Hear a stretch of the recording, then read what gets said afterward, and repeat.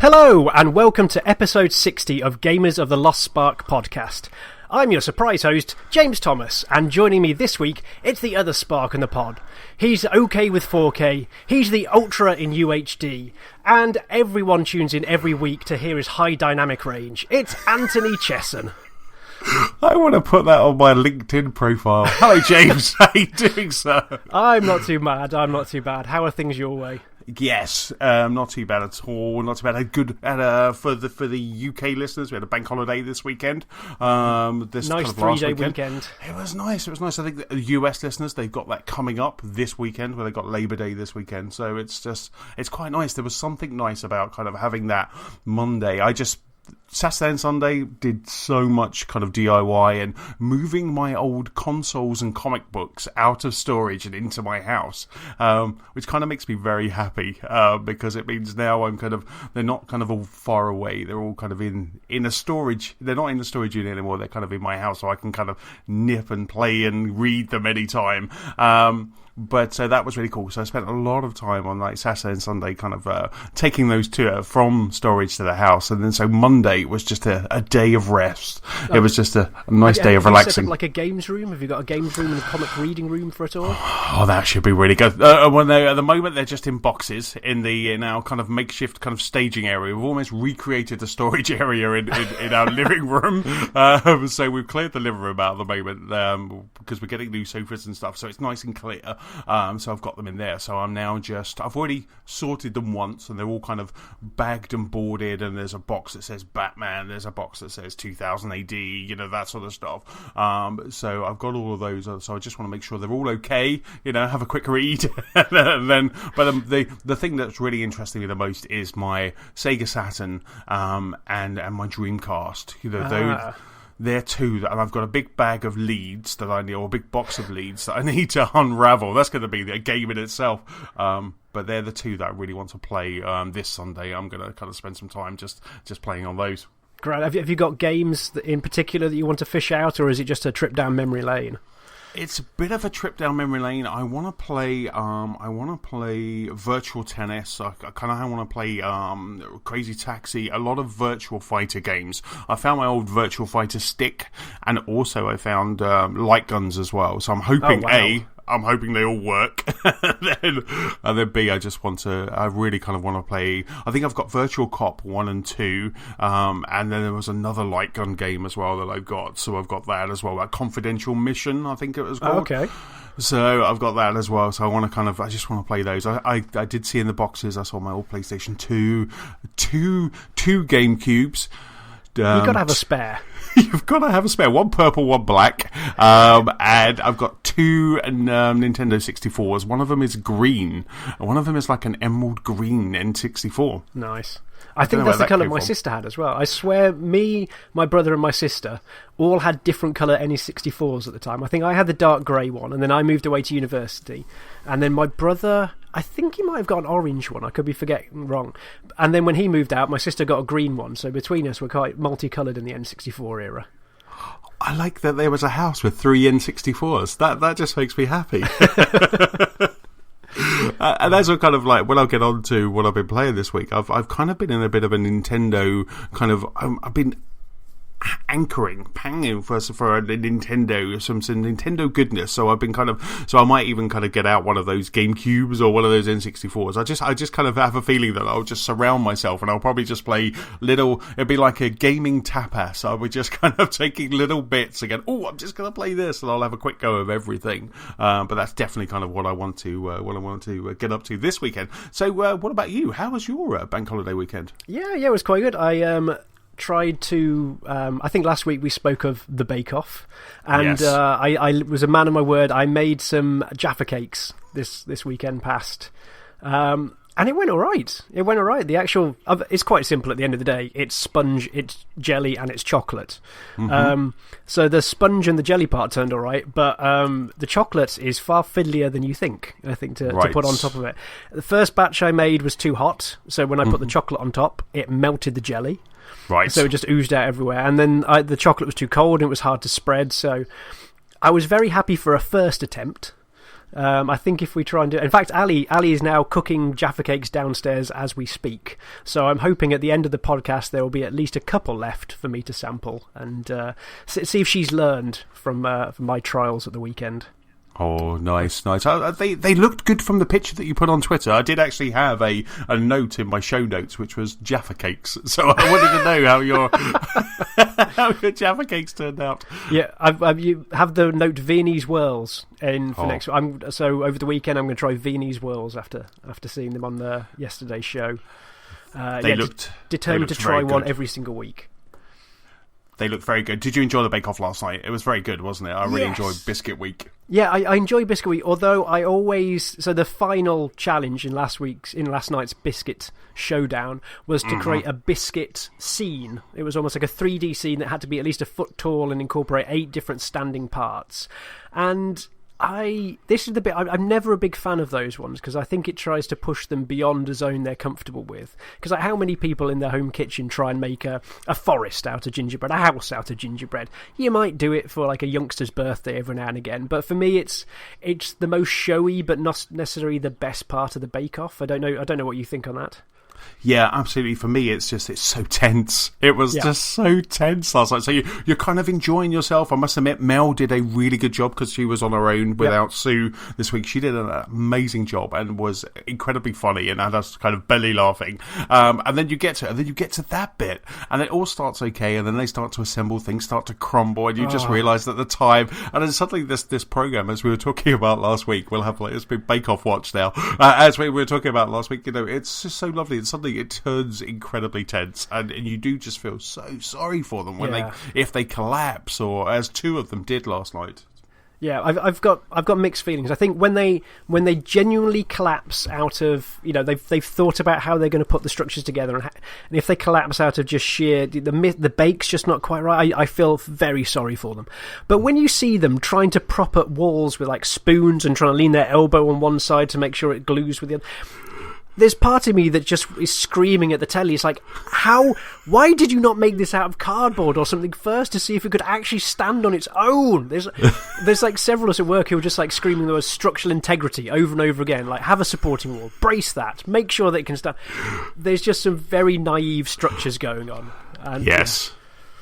It was just so good. It was so good. But I must admit, I'm very tempted to do the Viennese Worlds as well. I won't be doing it this weekend because I've got a bit of a barbecue that I'm going to on Saturday, which is going to be very boozy. So that's why I'm playing games on Sunday, because I'll just be nursing a hangover. But I think I might kind of park that and maybe do it for the following week, because I think they would be something that you can be quite proud of and sit back and a nice cup of coffee and those Viennese Worlds. Yes, yeah. Another category of probably a lot of effort to make, far easier to buy, but at least I've done it once. So. Yes, exactly. Yeah. There's something nice about eating your own, whatever you're baking. There's something nice about kind of sitting back, whether it's a slice of cake or a cookie or the Viennese world. There's something just very rewarding about that. Yeah. Every week I make my own bread. Well, I try and make my bread every week anyway. And going in with your own sandwiches, it's like, yes, sense of pride every time you take a bite. Absolutely, you're just a little bit kind of smugger than everyone else. It's like this is Thomas bread here. But then next week is bread week, isn't it? Yes, yeah. I've got again high expectations. I think they're going to do something fancy, because last year they had the showpiece bread again, and they had this. Do you remember they made a lion out of bread? Yes, that guy, didn't he? That was incredible. It was amazing. So yes, and then there was the other guy who actually is a Tonbridge Wellian. He made just like a whole big bread basket. Was it Matt Riley? Yeah. He just made just like so much bread, and I don't know how he made it in such a short allotted time. But that's Bake Off Watch. So, what have you been playing this week? Well, the main thing I've been playing is something off your recommendation. It's Overcooked. I mentioned it to Ali after we came off the pod last week, and she's really embraced it. There's not many games that we play in co-op that I find that she really wants to play. Like, it's occasionally like when we play Gone Home or Firewatch or things. It's not that it's co-op, it's the fact we're having this experience together, so that's always fun. But there's been times where she's come home from work and say, "Wait, what are you doing? Have we got 15 minutes? Can we play some Overcooked?" So this has really got the Thomas household going. Awesome. Yes, I can also say, your warnings last week we should have heeded. There have been several raised voice incidents. There's been a couple of times where we've had to go, I think we should stop now. But when you get it all coming together, it really works. So Overcooked, for those of you who don't know, it's a kitchen, and there's effectively a number of you in there, like if you can play it co-op, and all you do is run around, pick up an ingredient, chop it, and then either like put it in the frying pan, put it in the pot, and then serve it. It's really simple. But you have to fulfill orders. So you might say for a burger, you might need to have to chop a steak, turn that into a burger, fry it, then get a bun, get some lettuce and get some tomato, and then put it together and serve it. It's all really simple. There's only like 3 buttons in it. But the strain comes with the communication, the coordination between you all. But it's beautiful. I think it is an absolutely beautifully designed game because it is so simple and it's very core. Just 3 buttons, such a simple premise, like make soup, make a burger, make a pizza. But the layout of the levels, I think, is genius. Like even very early on, that first horseshoe level, where you realise that you could go take your tomato and walk around the whole kitchen and you could get it done. But then if you just simply pass it over the counter to the other person, you save seconds. You save a whole load of seconds. And it's that when the penny drops, you think this is brilliant. And the way they layer that, the way they put you on a pirate ship and the counters are swaying around and it just escalates from there. It's wonderful. It's so simple, but it's what they do with it. It's wonderful. It's absolutely fantastic. Did you enjoy the music on the pirate level? Because that's what I was talking about last week. I love that music on that level. It's just so good. It just swirls and it's just it really does get you going. And so how far are you guys in and how's the marriage? We are actually on the final level at this point in time. So we have properly ploughed through it. So have you done the? I guess you've done the ice level because that was the first one that got Nicola and I a bit stuck because slip sliding all over the place and it's just you're on an iceberg and you're starting to slip and when you try to run or just move fast, you just end up going past the counter or past the pot that's just about to catch fire and it's so much fun. It's for us, the ice level was okay. Like we managed to slide our way through first time, thankfully, but it was the fire level that did us in. And when I say us in, there was one level where my dear wife could not actually stay in the kitchen. She kept hurling herself for some reason into the lava by her own admittance. Like she just couldn't. So it got to the point where I was the one just running around the kitchen, just manhandling everything, like going, "Your idea? No, burning." So somehow we managed to scrape through there, but it all comes back around because I think then on a later ice level, I was the one that was just trying to, because you've got that boost on B, haven't you? So I was trying to just push it and just like go a bit too fast, and I kept throwing the soup into the icy water and. Yes, she carried us through that one. But yeah, it's just wonderful. It's wonderful. It's fantastic. I mean, that was one of the things I was going to say as a bit of a tip. If you are picking up Overcooked, then hit that B button, which is the dash, because I didn't realise that until close to the end, really. I mean, Nicola hated the day that I found the dash button because I'm kind of dashing all over the place, banging into her, and it makes an awful noise when you bang into your other person in the kitchen, and it's just she just kind of looks at me with those kind of angry it just sounds like you slapped them, doesn't it? It's brilliant. It does. It really does. She's like, "Oh, again!" Or the time when there was an icy level with icebergs that you have to cross, and I was dashing across because I noticed that they leveled out, so I could quickly dash across. And at that point, I was dashing across, but hitting Nicola into the water. I was just like, I was scared for my life on that level, and it was just like, as I was saying last week, we kind of persevered, got those 3 stars, and kind of went on to the next one. It was just, I love that game so much. It just came out of nowhere, but it's just so much fun. And I think as we were talking on Twitter last night, like they need to do a Paul and Mary DLC pack. Like we need Mary Berry, Paul Hollywood, and Mel and Sue in Overcooked. I think that would be a brilliant skin pack to put in there. It will be absolutely fantastic, and I think you kind of hit the nail on the head there. It was just I was like, genius. Yeah. The man is a genius, and like you could have it in the tent. It could be cakes, where we're kind of it would just be so much fun. It would just be really good, and I hope they do. I hope they do bring out some DLC for that. Yeah, Yeah. Because I would happily play more levels. I'd happily play kind of more of Overcooked. It's quite funny. Nicola, she's playing another game that I'll get to in a mo.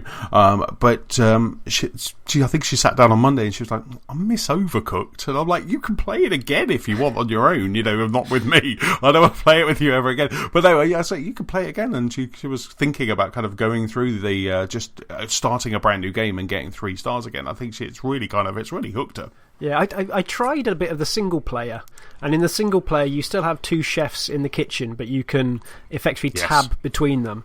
Yeah, it didn't have the same sparkle, and I think you're always going to get that. If you've played a game in co-op, as soon as you drop back to single player, it won't have the same draw. But it just felt... No. It felt empty. It felt like a completely different beast at that point, and I'm really glad we played it co-op from the word go rather than single player. Because I think if I played single player, I doubt I'd have got half as far as we have now. Yes, absolutely. Have you played the versus mode? No. Oh, right. We're at each other's throats enough. We'll complete it together and then have a look at that. I think we just played. We've just played one game of each map because there is an achievement to just play one game of multiplayer. Okay. So we just played that just to pop that achievement. And Overcooked is also available on Steam and also PlayStation 4 as well. So it's an absolute must play. It's such fun. Grand. I know you've been getting your Saturns and things out, but have you been playing anything of the modern era? Yes, I jumped into the Battlefield 1 open beta. Okay. So we had the Battlefield 1. I got an early code for it, so I kind of jumped in quickly, and I think it is open now to everyone. I think it's open until the end of the weekend. So I jumped into that to have a look at that, and that's great fun. It's very Battlefield, but obviously there's just a little bit more fun. Kind of riding a horse with a machine gun is always good fun into battle. And constantly in my head is like as I'm sort of on the horseback. But it's really good. It looks incredible. It plays really well. I jumped into a 64 player match where you have different areas that you have to capture. So instead of normally it's just kind of A, B, and C, but they've gone all the way up to G. So where there's just so much on a map because the maps are huge, and it's just great fun to just kind of jump in, play that, and it's just really good. I wanted to have a bit of a fly of a plane, like a biplane, jump into a tank, and it's really good. The guns feel great. It's quite nice actually to go back to kind of World War One, World War Two. It's quite nice to kind of go back instead of having these modern guns, and it's really good. I've enjoyed it. I'm not sure if I'm going to get it based on the open beta. I do. A lot of the time with kind of Battlefield and Call of Duty, I do just kind of play them for their campaign. I must be one of the only people that does that, but I do kind of just play them for their campaign. But I'm not sure if I'll see what the campaign, kind of the buzz and the hype that gets. But it was really good. I really enjoyed it, and I think I'll probably jump in again before it closes, just to kind of have a bit of a play. Cool, because I hear they've been having trouble with some of their servers as well, a bit of denial of service attacks. So impressive, actually managed to get on by all accounts. Yes, well, like I say, I got the first day, which was before the open beta. Then I played it straight after work on Wednesday, and then Wednesday after we'd watched the Bake Off, I thought, well, I'll jump back in. But then it was sort of the servers were offline. Yeah. So is that what it was? Was it attack? Was it a denial of service attack? I think a couple of groups have tried to claim credit for it. You never know if they're just jumping on bandwagon, but yeah.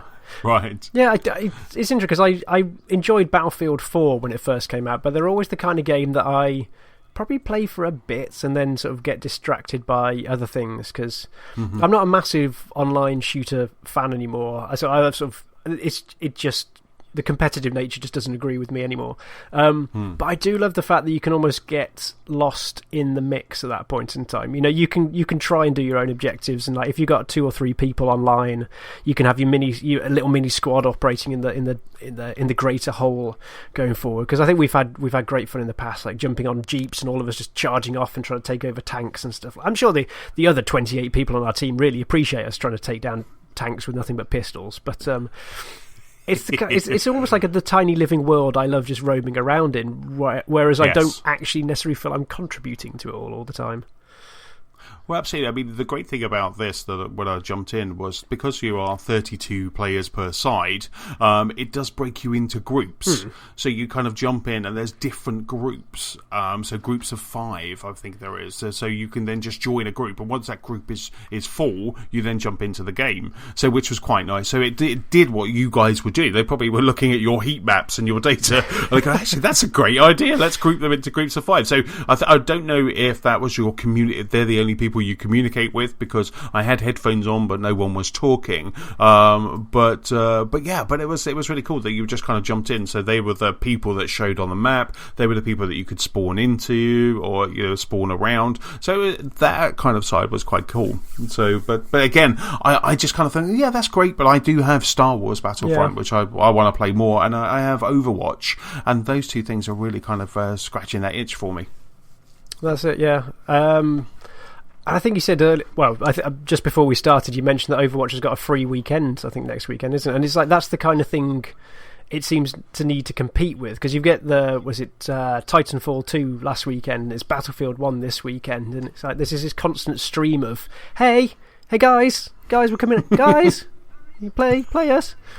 It seems like a weird new phase in the promotional cycle, isn't it? It's like, have a taster, or is it an advert? It's very rarely is it actually a technical beta, but yeah.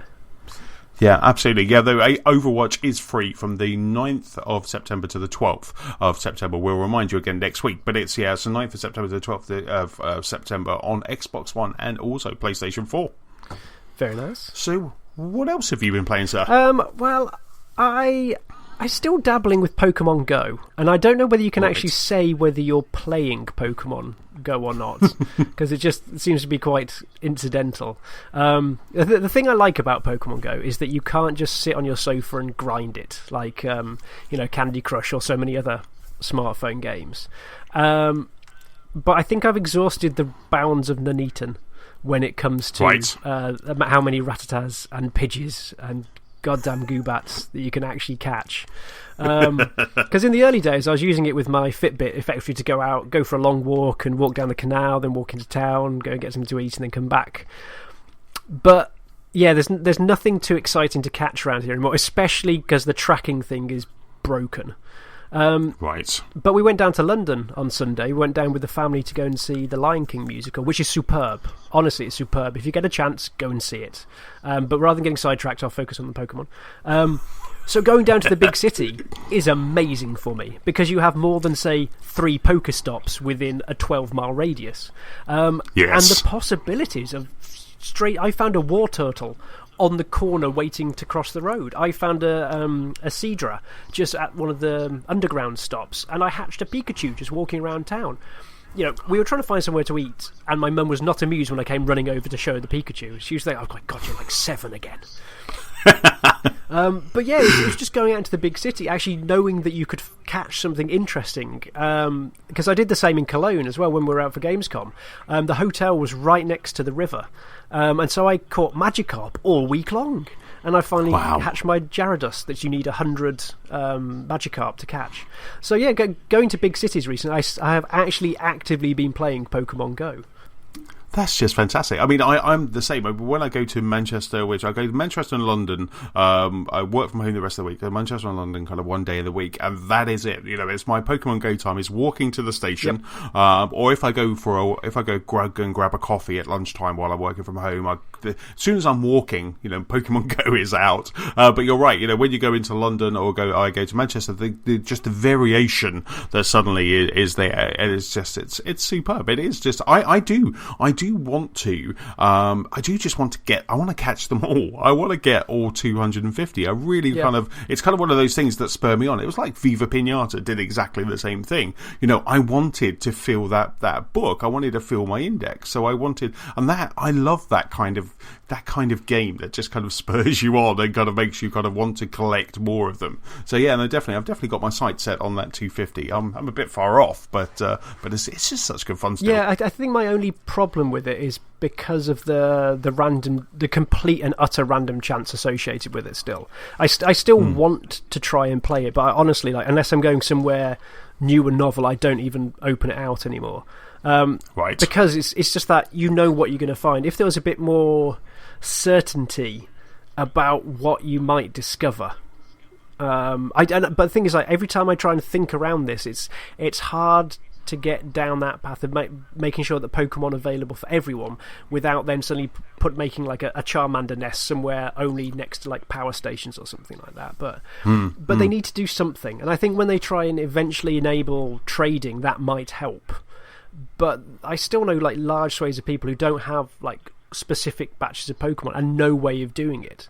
So like all of us over this way, like working Twycross, friends in Ashby, Tamworth and Nuneaton, it's like there's nothing exciting around here. There's no big cathedrals, there's no special areas that are going to spawn lots of water Pokemon, or like royal parks that are going to give us the high level dragons. And I think that's caused a lot of people to switch off very quickly indeed. Right. Like you say, you've exhausted that area, so you've drained it of Pokemon, and now you're just kind of, that's it. They do. Maybe there was talk that there was going to be an update soon. I think in the update code, someone said they saw something which was kind of buddies. So whether that is that you're going to start trading, I would think that would be. I'd love that you'd be able to, similar to kind of Miitomo, you would be able to send friends requests to those people that you know, and then be able to help each other out with your collections, and send those around. I mean, I got a Pikachu for the first time the other day. I was so happy. I was walking home from work and I got a Pikachu, and I kind of saw the shadow, and then I kind of went off a little bit off track on my way home. It took me an extra 5 or 10 minutes, but I managed to catch it, and I was just really excited. And anything that kind of makes me that excited is, I've got to keep going, I think. Yeah. I think as soon as they fix the tracking, actually, that will help a great deal, because as soon as I think, what was it I saw the other day? Lickitung. There was Lickitung. All I knew was it was within a 300-metre radius of me, because I think that's the maximum close by. It's like, I'm not even going to begin to look for this. I have no idea where this could be. There's a river down one side of me, so that rules out half of it. So, yeah, they need to fix the tracking, and then it might become a game again. But, yeah. Yes. Or hopefully, they are, because you're playing it on Android, aren't you? Yes. Yeah, so I mean, I'm seeing regular updates in the App Store on iOS. So I'm guessing the same updates are going to Android as well at the same time. Yeah, I think so. It's just most of them seem to be minor fixes here and there. So, but yeah, but it'll be. Apart from that, I've been sticking with Nintendo. I've also the latest NES game that I'm playing is Punch Out. Awesome. And I'm actually really impressed how it still holds up. It's definitely one of those that I've been playing for a couple of evenings, so I didn't just put it in, play it, and then and I think I've got further than I ever got before, as I do with quite a few games now. I go back to them after 25 odd years. Because one of my friends on Twitter linked me to a report saying that someone had actually found a new Easter egg in Punch Out after all this time. Wow. One of the later fighters, he's got a massive attack that you used to have to be really sharp to avoid. But actually, someone's finally noticed that one of the crowd behind them, because there's just like hundreds of abstract faces behind in the ring, flinches or just like makes a face just before the attack happens. So it's like suddenly all strategies are being rewritten. I'm desperately trying to get to this fight so I can see it, just to give me an aim to get through Punch Out. Wow, that's so cool. That's fantastic. It's a shame. Like maybe the creator could just go, "Yep, you found it." After all this time. Wow, that's really cool. Because is Punch Out available on that mini NES that's coming out? I assume so.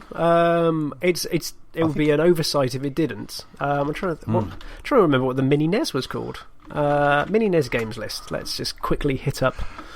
Because that's definitely one that would be. I loved playing that game. That was just such a fantastic game. Punch Out is there. It's the Mr. Dream version rather than Mike Tyson, as you'd probably expect. Yes. Yeah. It took me back to like the Nintendo. Do you remember the Nintendo cartoon as well? Was it Captain N? No, I don't. There was a Nintendo cartoon back around when we were younger, and the NES was out, and there was Captain N, and he wore this almost like that classic sort of high school jacket that Americans have with big N on the front, and he had a zapper that sort of fired lasers, and he was drawn into the video game world where he had to go against Mother Brain and King Hippo and was it one of the enemies from Kid Icarus? It was really weird, because they even had Mega Man in it, and Mega Man was like this small squeaky man just like not quite the hero I think many people thought he was. But yeah, check it out on YouTube. It's something that's very of its time, but it just rings with nostalgia for me. I think the hero's name was Kevin, and I'm pretty sure he kept trying to hit on Zelda. Shut up! That's awesome. So was it Club M? Did you say Club N? Captain N. I think Captain N. That's it. I'm just writing that down. I'm going to be googling that. That sounds amazing. What channel was that on in the UK? Yeah, I was either like BBC or ITV Saturday morning cartoons. Wow. That just sounds so cool. Yeah. That sounds fantastic. So have you been playing anything else? The only other game I've been playing is I pick it up every now and again. It's called The Swindle. It's available on Steam, and I think it's available on PlayStation 4 as well. But it's basically a game where you play a robber, and you have to try and get into all these sort of steampunk Victorian houses that are guarded by robots and floating sentry guns, and have to try and steal as much money as possible. And the more money you get, the more upgrades you can buy, and so that you can break into bigger houses. And it's just really pleasant. I think it's a really nice game. It's got a real good theme to it because of the steampunk Victorian style that always scratches an itch for me. But the thing that gets me is that all the houses are sort of like randomly generated, so it always seems to be quite new. And you basically just have to try and get in and out with as much money as possible without getting killed. But just picking up every now and again on Steam. This looks fantastic. This is actually available on PlayStation 4, Xbox One, and the Vita as well. Oh, wow. Yeah, it's one of these games that I bought ages ago in a Steam sale and then finally got around to playing it about a month back. So, if it's available on Vita, I might have to get it again. I was going to say, do you think it would play well on the Vita? Is that a kind of game that would play well? I always actually prefer playing platformers, like 2D platformers, on the handhelds nowadays. I don't know whether it's just that nostalgic vibe of me going back to the old Game Boy and the like, but I think it's the kind of one that you can then just play whilst you're watching, Bake Off or Game of Thrones or something like that. It's a nice casual one to have by your side. Oh, that's really cool. I'm going to have a look. I'm in London tomorrow, so I might just... I've started to play Child of Light on the PlayStation Vita. I only just started, so I haven't put it in my list, but I've just started playing it. I'll probably kind of add it there next week, but I'm just enjoying it. So I'm just enjoying that, and also I was making Darren proud, and I was playing Spelunky as well on the Vita, so I was just really enjoying it. And it's quite funny, because that kind of leads one of the things I've been playing this week. On Sunday, I went into my gaming trunk to I was looking for a game, and my 3DS XL was in there, and I just thought, I really fancy a play of this, and I think I said on last week's pod, I kind of had a pang to play Mario 64, so I kind of got my 3DS XL out. The best thing about the 3DS XL, and I love the PlayStation Vita, don't get me wrong, I absolutely love it, but I kind of, every time I get it out of my bag, I have to then charge it up. The 3DS hasn't been played for probably about 4 months, and it was fully charged. It was fully charged. So somehow my Vita seems to lose charge even when it's off. The 3DS was off, turned it on, fully charged, and I got a whole evening's worth of gaming out of it. That's really weird, because I almost have the opposite problem. I swear blind that my Vita does not absorb battery power no matter what I do to it. Whereas you look funny at my 3D. I wonder if I've got a dodgy connection or something. But you look funny at my 3DS, and it just zaps the battery. Wow, no, it was because when I opened it up and it was like full battery, I was like, I'm playing this now. It's a sign. I need to start playing it. So I kind of jumped into a whole bunch of Mario games. I played Mario Land 3D. Yeah. So I deleted the save that I had on there. There wasn't many stars open, so I deleted the save and started that again. And I was really enjoying that game. And of course, with the new 3DS XL, you can turn the 3D on and it stays. It does. You don't lose it when you move around as much as the original 3DS. So I was playing that. I was playing some Mario Kart, which I was absolutely loving. I was really enjoying Mario Kart, and I got found my Mario 64 DS game, put that in, started playing that.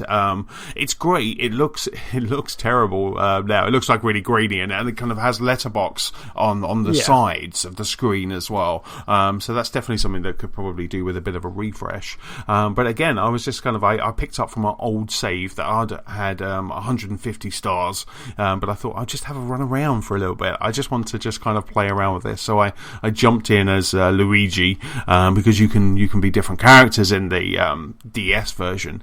So I jumped in as Luigi, had a bit of a run around, just really kind of just enjoying it, and just kind of get this game, even though it did look dated, it was the fun factor on that was incredible. And then the last one I played was Mario Golf, and I forgot how much I love Mario Golf. It's absolutely fantastic. I know I've kind of whizzed through those quite quickly, but they're just amazing games. And it really, when I finished playing, which I think was about midnight, I was like, and I was just kind of, I was happy, and it just really made me want a new Nintendo console. So much so, even on the Monday when we were just kind of chilling out and just doing nothing, I was like, maybe I'll fire up the Wii U. Maybe I'll play that. And I was just really kind of, I want a new Mario game. I want to play Mario Golf on a big screen. I want to just kind of enjoy that, because there's just something about it that really did just make me happy. Oh, great! It seems like a bit of a tour around Mario's greatest handheld hits. It really was. I was really enjoying it. And I started looking at something that I hadn't done before. I was like looking at the 3DS store to see if there was any demos or any games that I could kind of download and play. I was really into it. It's on my bedside table now. It's kind of one that I just kind of have a bit of a play before I go to bed, and it's just really cool. It's really good. When we the other week when we went away with a few friends, one feature I always forget about on the 3DS, but I think is genius, is that download option where if one person's got Mario Kart, all of you can play it. Oh, yes. It's just superb. And so I think, one of us had it, and everyone else came in as Shy Guys, I think it is. But it's the fact that you can just, they will give you all of the game, effectively. They will allow you to play any track on any Grand Prix just with your friends there. You can't choose what you are, but that's a small price to pay. Just the fact that you can just suddenly whip it out and everyone's off. It's great. It's absolutely fantastic. I mean, and we'll chat about the Nintendo Direct that happened earlier today. We'll chat about that in a minute. But the same feature they showed off in Mario Party. So if you got 4 DSs all together, someone's got a copy of Mario Party, exactly the same thing. Everybody can play, and I just think that is just such a great feature, because that really is kind of, maybe not everybody has that game, but it doesn't matter, because when you're together, you can just all just kind of jump off that one person's cartridge, and I just think that was just really good fun. If anything, it's a fantastic advert for it as well. Like going, hey, you can play this. Just give this a sample, and then they might get another 40 quid out of you. But yeah.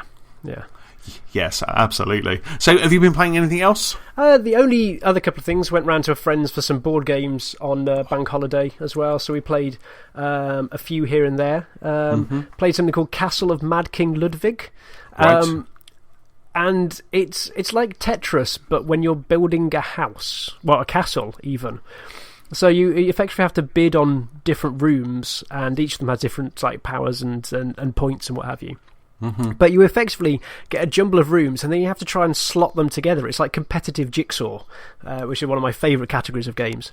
So you're all competing for the rooms, so they try and make the nicest fit. You want to try and get a garden next to a stable, but you want it far away from the music room, so people can sleep and entertain themselves without getting disturbed by the loud lute playing in the early hours. Yeah, it's just really good fun.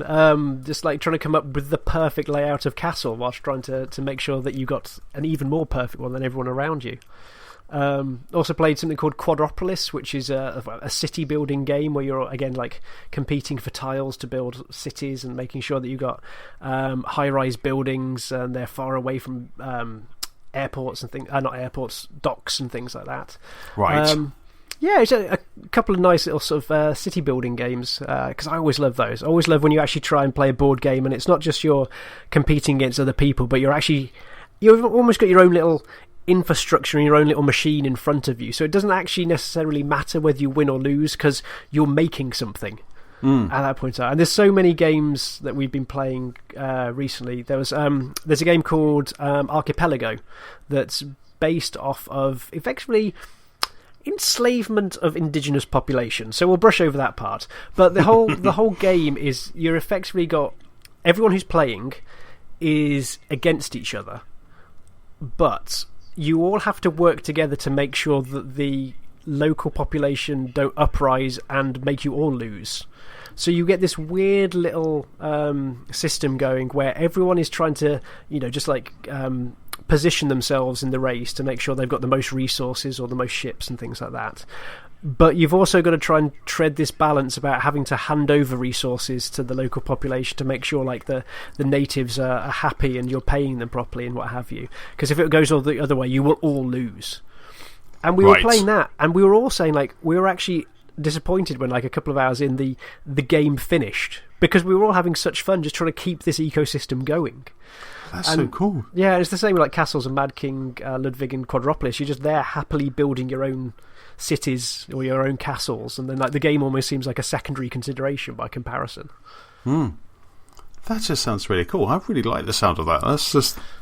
I'm still trying to convince my friends to kind of get some board games for us to play some board games. One of them actually, we went out to a place in Tunbridge Wells, and he bought it. He's just got a couple from Kickstarter, and one's called, is it Monica's?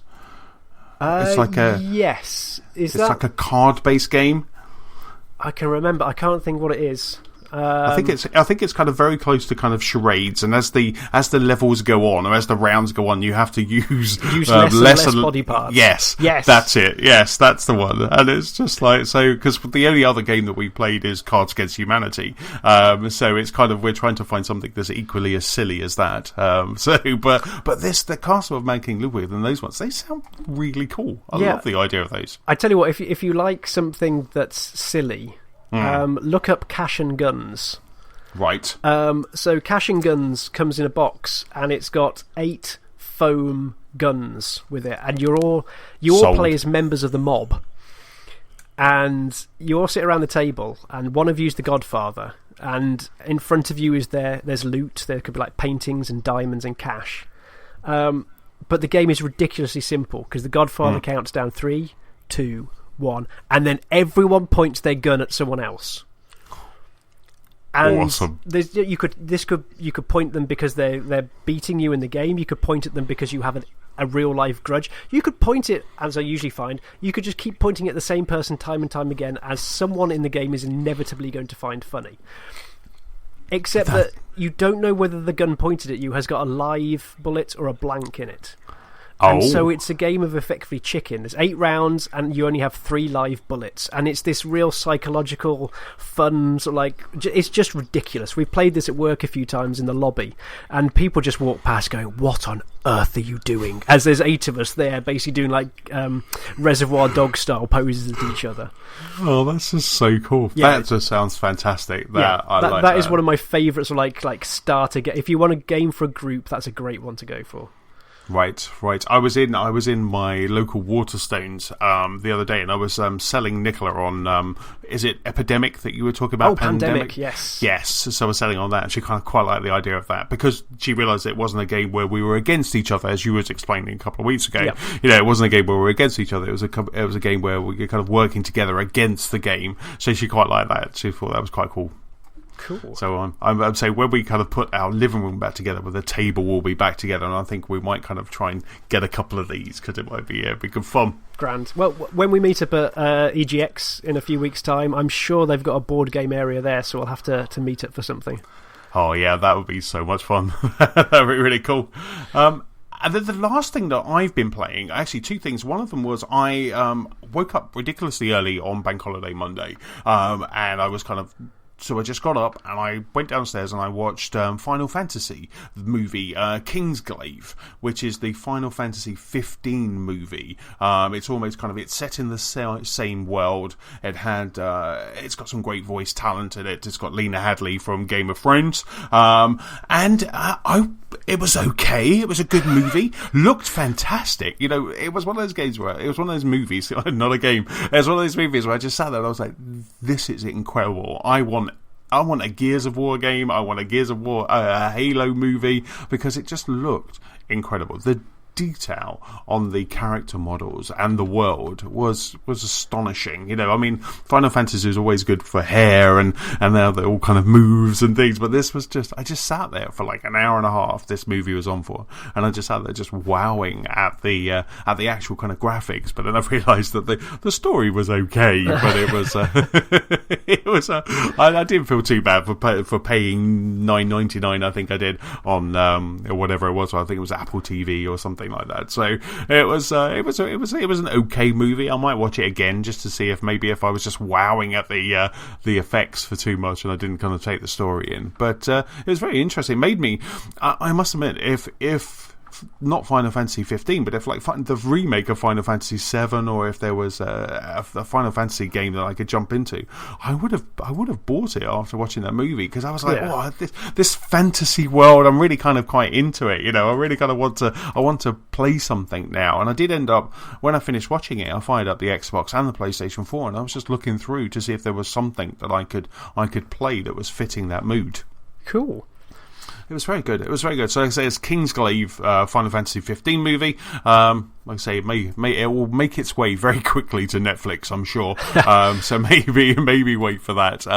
But yeah, and then the last game I've been playing, I got sent a code by Bulkhead Studios for their latest game called Turing Test. So it's by the makers, like I say, it's Bulkhead Studios. They made a game called Phenoma Breath of Life that was actually a Games with Gold on Xbox One. It was a free title, so I actually have that sitting on my hard drive, which I'm going to play after I finish this. But the Turing Test is like a first-person puzzler where you take the role of Ava Turing, and you're an astronaut, and you go down to the Europa, which is Jupiter's moon, Europa, and there's this station there, and all of the crew have disappeared. So it's a part kind of walking sim, unraveling what's happened with the crew via audio logs and things like that. But it's also a puzzler where you, very similar to Portal, but without the portals. So you have just walk into walls then. Yeah, exactly. And then you try to get through. You have an EMT gun, an energy manipulating tool, and you can basically take energy from one portal, and then you have to place it into another one to maybe activate a switch or open a door. Yeah. And it's one of those ones where it starts very simple and you kind of feel very clever, and then by the time I think I'm deep into this abandoned station, I'm finding out, listening to all the audio logs. I'm absolutely loving this game, just listening to all the audio logs and just getting kind of deeper and deeper. I think I'm in about the end of chapter 3. I think I've popped chapter 3's achievement, and I think the achievements are all kind of chapter based, but it's quite interesting because I did pass it over to Nicola, and I was like, you know, what do you think of this? Have a game. So she kind of had a bit of a play, and she was hooked as well. She was like, I like this, you know. It's always kind of, it got her off of Overcooked, so she started playing it as well. I think she's up to like chapter 2, and she's actually playing it right now. So she's really enjoying it, and just, it's a really good puzzler. The worst thing was she was playing it last night. So Nicola was playing it last night on the big TV. I was relegated to the little TV, which is now my as the norm by the sounds of things. It is. That is the de facto kind of when we're playing together now. So I can't remember what I was playing. I think I know what I was playing. I was playing Banjo-Kazooie on Rare Replay, and I was playing that, and Nicola was in a room that I'd cracked that morning, and I kind of, so she's there walking around and not going to where she needs to go, and I was like, she looked at me, she's like, what? I was like, nothing, carry on.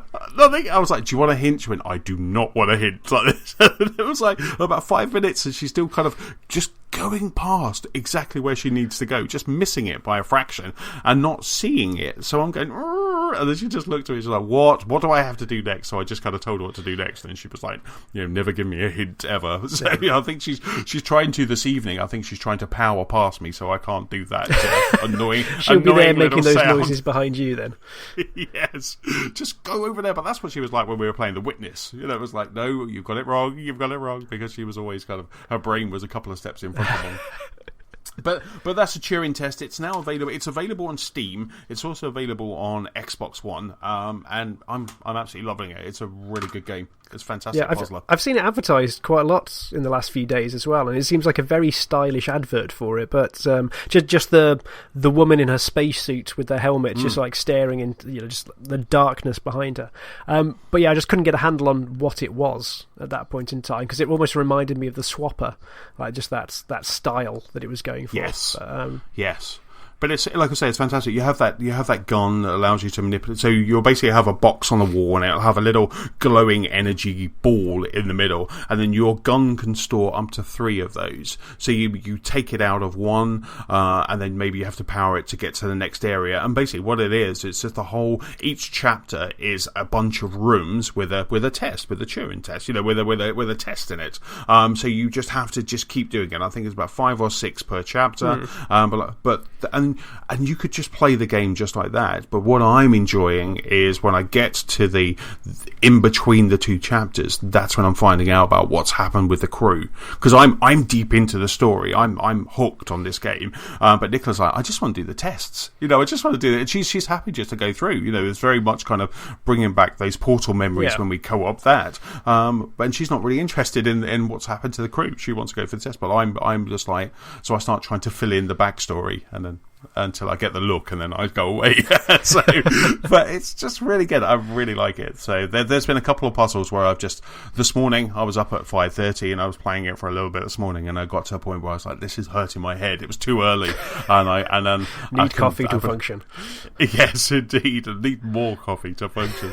And then I was like, but I think I've solved it. I think during the day my brain has solved the puzzle, and I think I know what I need to do. So, but it's really good. It's I highly recommend it. Oh, grand. Have a gander. Indeed. So let's start the news section. And in this week's news section, we have plenty of Nintendo news as the NX rumours start to flow.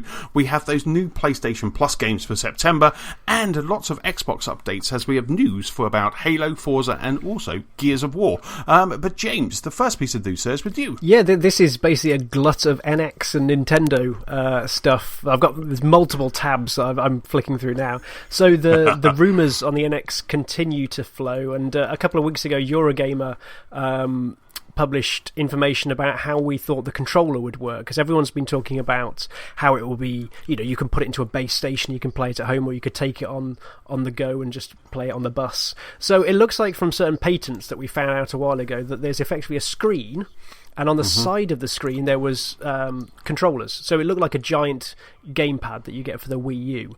But it also came out that you could actually detach the sides. So effectively you'd have a stick and a D-pad, or a stick and some buttons that you could just basically snap off the side and then carry on playing. Effectively, I guess, like 2 Wiimotes. That's the only thing I can visualise them as. But then more information's come out about those controllers. A new report from LetsPlayVideoGames.com has basically said they are not just controllers. They have got vibration in them, so force feedback, but they've also got motion control in them. So I think very much like the Wiimotes that we see now. And it sort of makes sense. I guess Nintendo I'm not quite sure how they'll do full back compatibility, but if you've got the motion sensing ability, it means at least a lot of the common games can come over.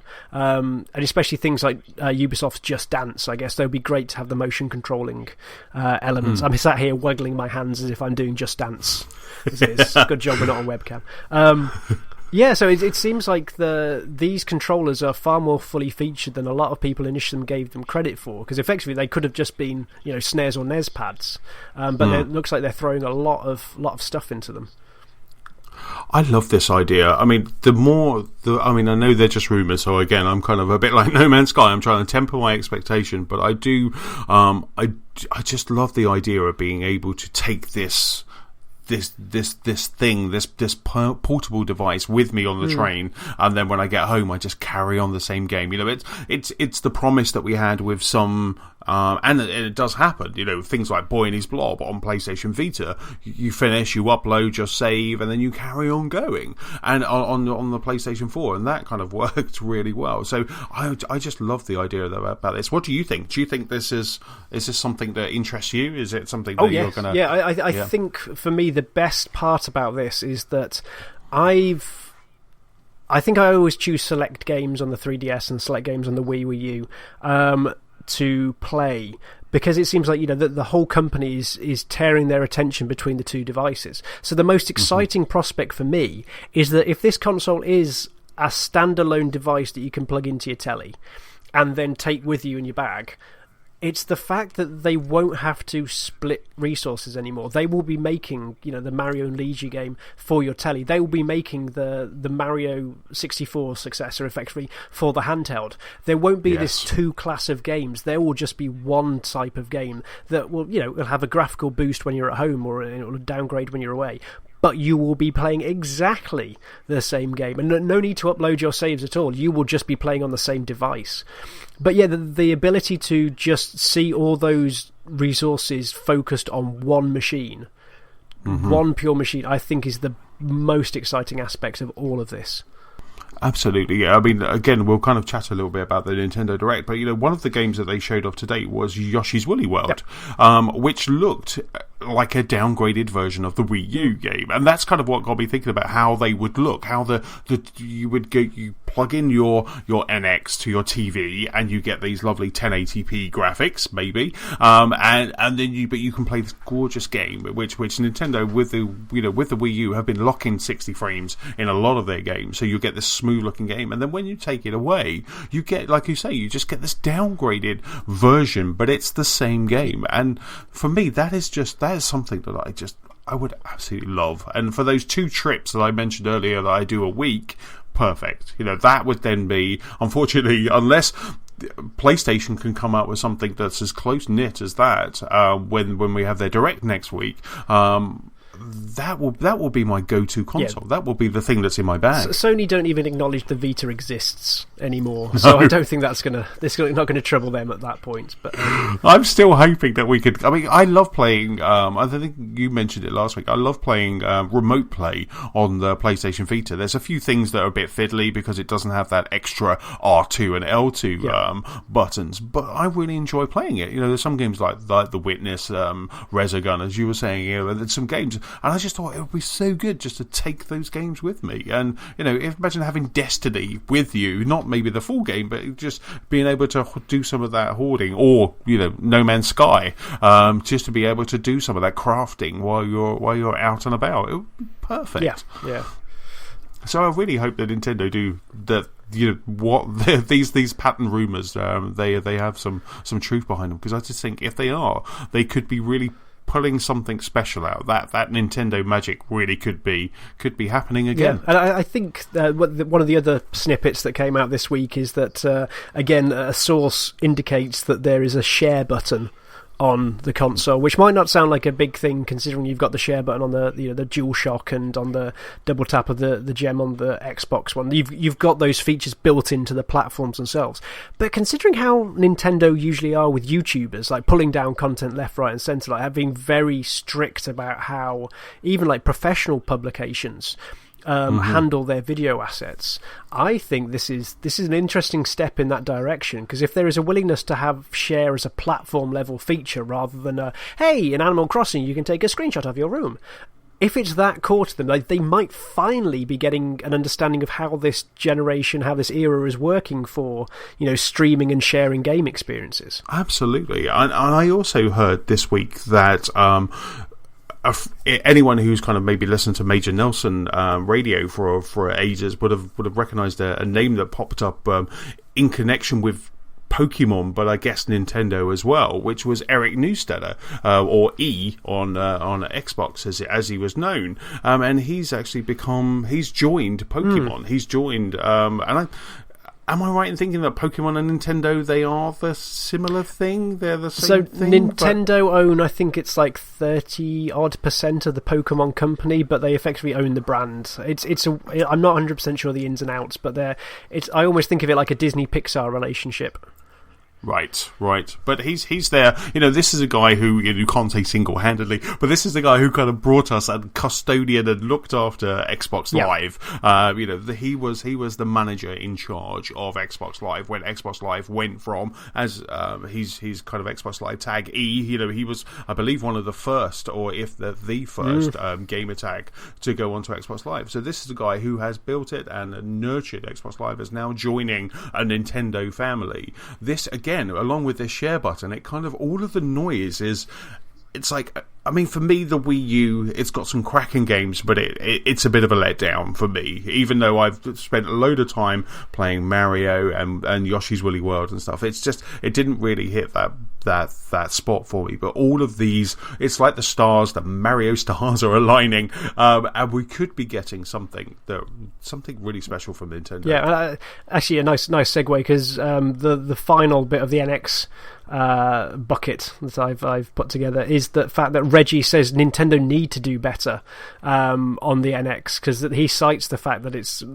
they almost let down consumers by underutilizing things like the gamepad on the last generation. Like with the original Wii, it was very clear. They set out a very clear message when it came down to things like Wii Sports. It got across what the whole console was supposed to be targeted at. This natural motion. It's fair enough that things that might have gone the way of the Dodo by comparison, but at least it was very clear and everyone knew what it stood for. Whereas a mixture between the name, the Wii U, and like the fact that it looked like the old one and it was advertised with the old controllers, it's like people thought it was an upgrade, but then there was a screen. Could you buy the screen as add-on? Then they didn't actually use the screen that much. He admits that they need to do far better and a coherent message and more coherent software to make use of the hardware they're going to put out.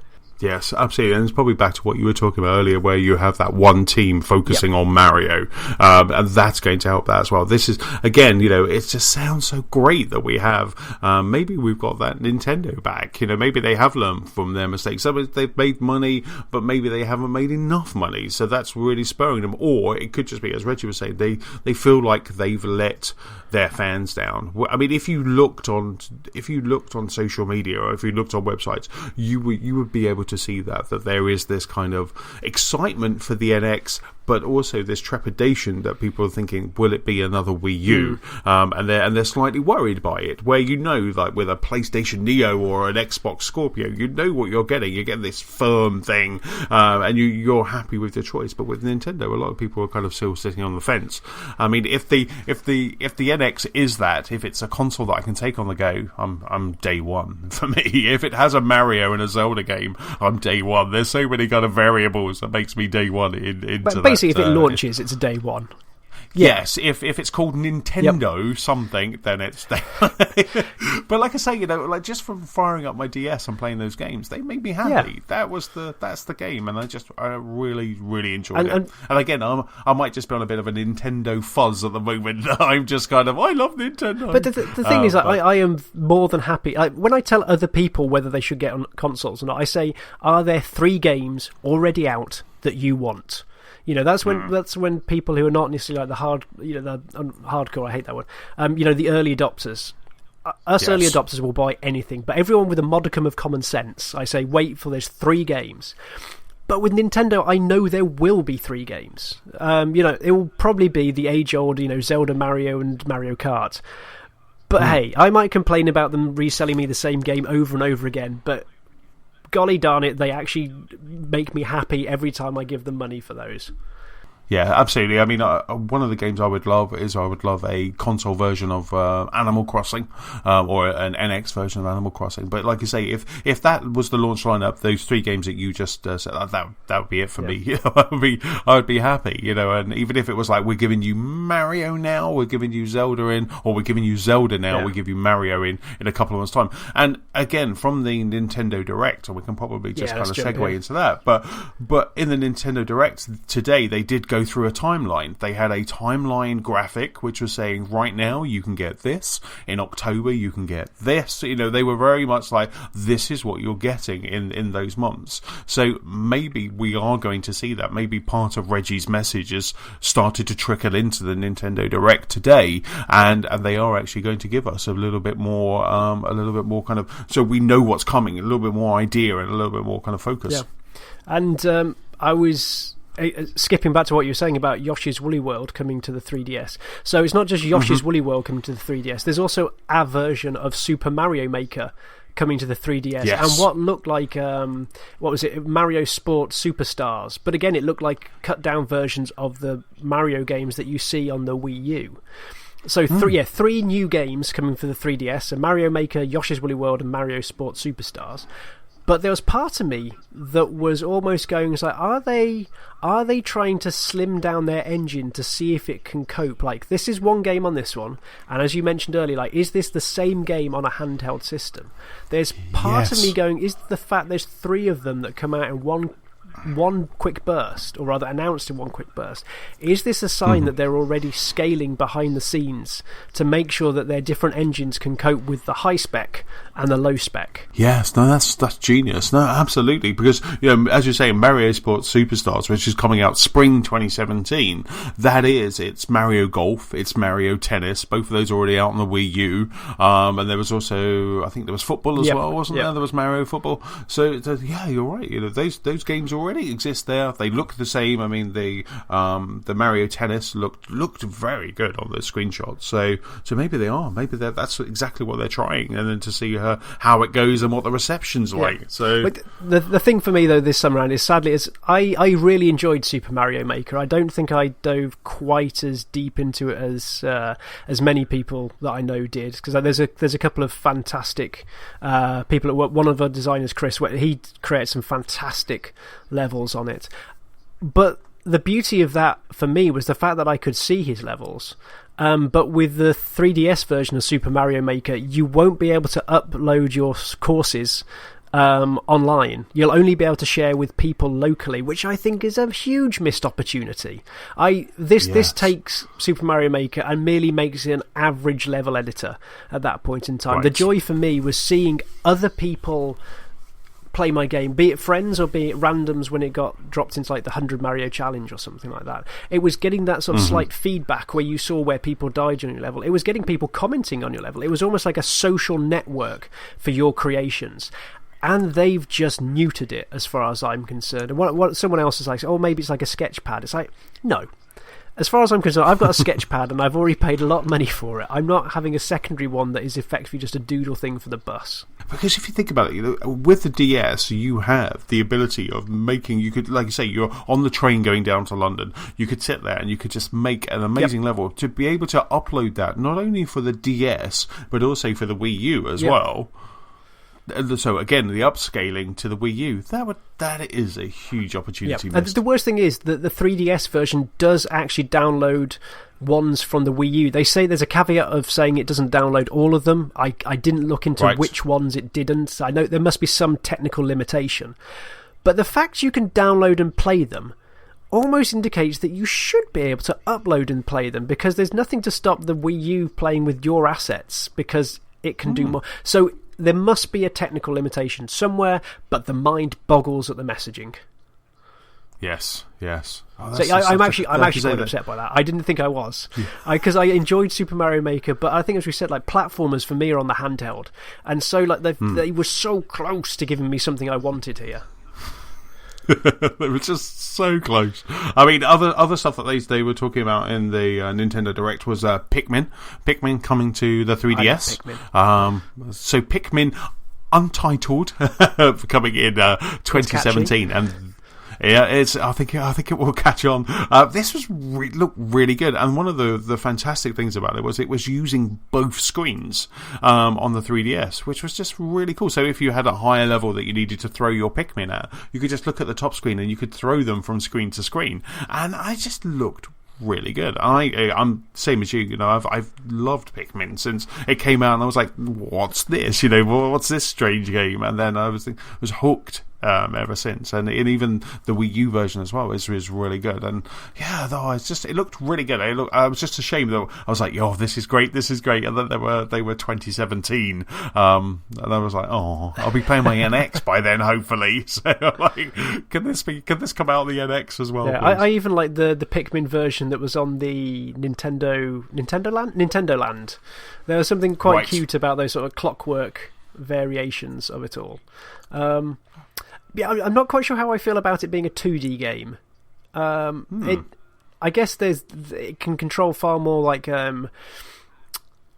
how the puzzles are set up, but I think it almost loses some of what I used to love about the Pikmin, about them sort of just like flocking behind you. And I don't know if you ever played Mass Attack by Kirby on the 3DS. Again, that almost seems to have beaten it to the punch, because you could have like 10 Kirbys following you behind you, and it was just that was fun. But I loved the 3D nature, and I'm going to be intrigued to see how this works out as a simple 2D platform, because especially like you see the usual enemies trying to attack you and eat you, but you can't just like flock around you, so they will have different attack patterns, and will it change it all? So yeah, I'm interested, but I want to see how this affects the core Pikmin mechanics. Yes, absolutely. I mean, speaking of Kirby, I did see when I was trawling around the 3DS store, I saw Kirby Planet. Is it Robobot? Yes. 3DS? Have you played it? Because I know you're a big Kirby fan. Is it? So the weird thing with Kirby is I like the idea more than I like the games. I love Kirby as a character, and I thought that first NES game that he did was fantastic. And I think my main love for him is the fact that Nintendo occasionally don't give a monkeys about him. And it means that they do some crazy stuff. And so he's got this massive experimental side to him that you don't get with Mario, because they're far more sacred about Mario. So with things like the paintbrush game, was it Rainbow Brush? I think one of the first DS games came out, and so Kirby was effectively just a ball constantly spinning, and you had to draw these lines around, effectively draw a track for him to spin round, and that was fantastic. And you've got games of him being a pinball, you've got games of him being made out of wool. It's the fact they are, and Mass Attack, where there are 10 of him just wandering around. So for me, Kirby, I always loved like the experimental sides, and Planet Robobot is quite a traditional Kirby game by comparison. So it's a platformer. You get to absorb enemies, and you get to use their skills to go through the levels. So it's solid, it's decent, but it doesn't have the spark that some of the more out there Kirby games have. Right, gotcha. Interesting. So superb. Sorry about that. That was cool. Just because I remember thinking, last change on Thursday. I mean, back to the Direct, the 3DS Direct. I mean, other kind of standouts. Obviously, they showed Pokemon Sun and Moon.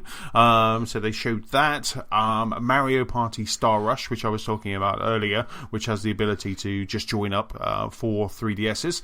That also comes with a glow in the dark Boo Amiibo as well, or you'll be able to get that. So that looked really cool. And then one of the big things that they had was the 30th anniversary of Zelda, showing there was some new amiibo was available. So we had that kind of 8-bit looking amiibo similar to the Mario amiibo that came out with Mario Maker, and then there was a Ocarina of Time, there was a Wind Waker amiibo, and then there was Princess Zelda as well. So there was some great stuff there. It looked really cool. They were going through. Unfortunately, I was just kind of watching it. I wasn't listening to it. But it looked really interesting. And there was also talking about the Zelda Symphony as well. I think there's a tour happening with the Zelda Symphony as well. Yeah, I think that's been going around. We saw it last February or March, I think it was, down in London. So it's been going for a while, and it's thoroughly recommended if you go. But the Zelda Amiibo, I think, all will work with Breath of the Wild in some way, shape or form as well. So I guess they have to eventually. They can't just keep selling us these toys that don't do anything. So I guess it has to unlock something, be it a new colour skin. Grumble. And I think that they also have a bit of a link as well to Hyrule Warriors as well. A bit of a link. So they, oh God, I'm awesome, and I didn't even realise. Thank you very much. Good night. That was the Game of the Spark podcast. Super. So you're missing the biggest news, though, as far as I'm concerned. The biggest news in this whole Direct: Street Pass will now accept more than 10 Miis at once.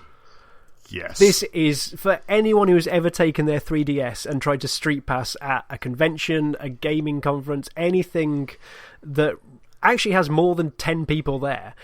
This is brilliant, because I remember the first time I went to Gamescom, like me, Manny, and our friend Wee Man, we were there, sat in the canteen, just like desperately, like going through them one after another. Like you'd get 10 Miis, you'd get them all through, getting their hats and their badges and things, and then another 10 would be there. It was onslaught. So it's 6 years too late. But now you can finally stack up 100 Miis and 100 Street Passes without doing it. I really don't understand them. Like, this is 6 years later. This is brilliant, but they might have missed the boat on this one. Yeah, absolutely. I mean, you're right. It's almost like someone's coming and going, guys, we could get more than 10, you know.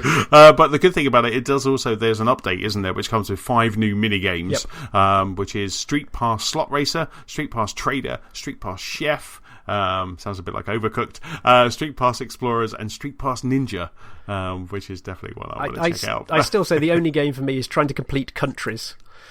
I love the fact that you can collect people's regions and then try and colour in all the countries themselves. But this just stinks of like someone finding a post-it note off a planning board that had been dropped down the back end. So they've suddenly moved office and they've gone, we should have done this years ago, and just ran to the engineering team.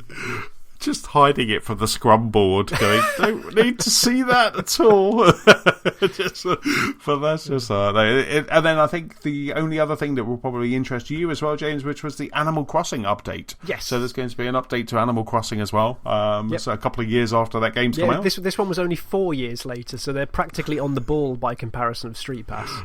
So they're really catching up, aren't they? Yeah, and so this ties in a lot of the... I think this was announced at E3, or at least snippets of it. This was the fact they're going to tie in all the amiibo cards they had for... what was the... what was the game where they just did all the... I can't think what you call it. The game that was Animal Crossing based, where you just had to decorate rooms. It was something like Happy Home Academy. I'm going to say it was Happy Home Academy. So all the cards they did for that, they're tying into actual Animal Crossing as well. I think they realised the economy isn't really worth worrying about, and so they're actually going to try and flood you with furniture items, which is nice. I wish this is something they'd done a while ago. Yeah, absolutely. It is like both those two things are kind of they're a couple of years too late, but it's still good that they're doing it. I mean, so I think all in all, from the silent version, because I was working of the Nintendo Direct that I watched, I think it's a lot better than previous DS Directs. I think the last DS Direct really did leave a kind of a bit of a sour taste, but this one was actually was really exciting. There's quite a few titles in there that I would get as well. This is the kind of thing that comes around once every 2 years, though, because if you look, like, we got Super Mario Maker announced, Yoshi's Woolly World announced, Animal Crossing huge update, new Street Pass, the Mario Sports thing, and a Picross game. These are all like massive projects, so this is a once in a cycle announcement. Yes. I think. And hopefully they realised after E3 as well, they needed an injection of, like, I mean, fair enough, the Zelda thing kept them floating, but it's like this is new content, this is new stuff, we're still doing bits and pieces before the NX comes out, so you can still give us money. Yes, indeed. So do you think, bit of a prediction, do you think maybe that the Nintendo NX is going to get unveiled or announced or talked about at the Tokyo Game Show? I get the I don't know. I'm in two minds of this, because if they talk about it then it might hit like the PlayStation and Xbox S sales, but I don't think they're competing anymore. You know, it's been so long since that. Admittedly, they're all in the console market, but they're just not direct rivals. So I think they almost play by their own tune these days. And as such, I really don't know what they're going to do. They could quite happily come out in a Nintendo Direct next February and go, "Hey guys, here's the console, here's the price." They don't have to be at a physical event. I think it would benefit them, because obviously you get hands-on, you get to see the media having the impressions of what the build quality looks like and how the controller feels. So they will probably have an event, but I don't think that initial, this is what it looks like, this is what the price is, necessarily needs it. Because Nintendo have led the way recently about basically just ignoring shows. Like, they were the first ones to drop E3, and more power to them, because even in this Direct, you see there's that Nintendo sense of humour coming through. They've got... You can say what you want about Reggie's acting ability, but at least they try and make it more than a here's a bit, here's a bit, here's a bit.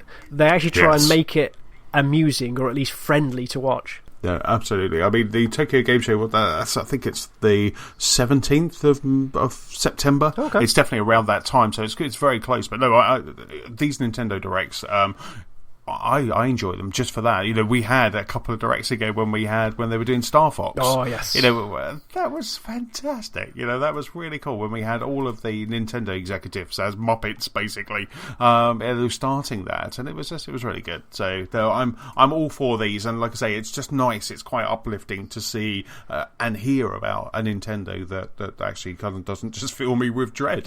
So that's a positive thing. It's really good. It's so superb. Excellent. Right. Well, the next piece of news is with me. Quick one. The PlayStation Plus games for September have been announced. So last week we had the Xbox One games with gold. This week we've got the PlayStation lineup for September. And so heading up PlayStation for September on PlayStation 4 and PlayStation 3, we have Journey.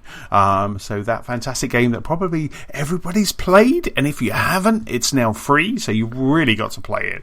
This is a must play. I guess you've played it, haven't you, James? Yes, multiple times, probably. This was in high content. The hashtag 7favegames thing that went around a while. Yes. This was in big contention in my list there. So I loved it. I've rarely played a game that has moved me like that.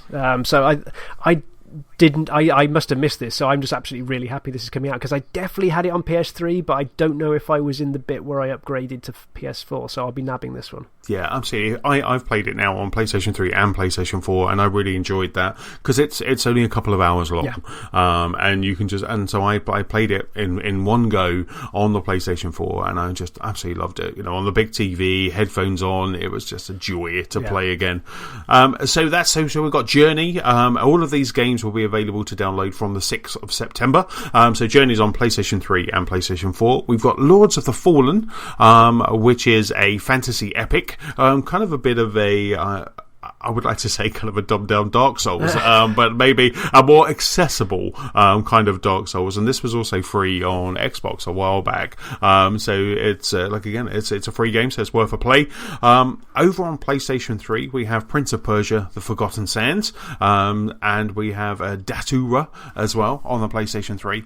And then for the Vita this year, this month, we've got Badland, which is a side-scrolling puzzle game where you kind of have to kind of navigate through the Badlands, kind of lots of kind of flying and navigating big obstacles and things. It looks very interesting. It's always one of those ones that have intrigued me when I've been flicking through the Vita store. So we've got Badlands, that's coming to PlayStation Vita, PlayStation 3, and also PlayStation 4. So it's cross-play and cross-buy. And then we have Amnesia Memories as well, rounding out September, and that's on the PlayStation Vita. So, and that is a narrative-driven, almost kind of graphic novel of a game, if you will. It's kind of a very kind of a story-driven game. From what I'm reading from the title, from the read-up.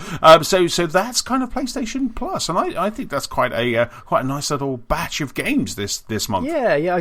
I can't say. Well, Journey is the one that obviously stands out, but having seen Badlands, it looks an interesting little game. It's almost like a side-scrolling shoot 'em up like you'd find with like R-Type and stuff like that, but rather than shooting, you just have to avoid everything that's being thrown at you. So it's almost like a cross between R-Type and Super Meat Boy by the looks of things. It looks. The style alone looks like it's going to be worth taking a gander. Yes, absolutely. It's definitely worth it's worth a download on the Vita to have a bit of a play. And like I say, if you have PlayStation 3 or PlayStation 4, you can also play it there as well. Fantastic. So next up, news story featuring Halo. Halo is closing, but don't worry, not Halo 4 or 5 or anything.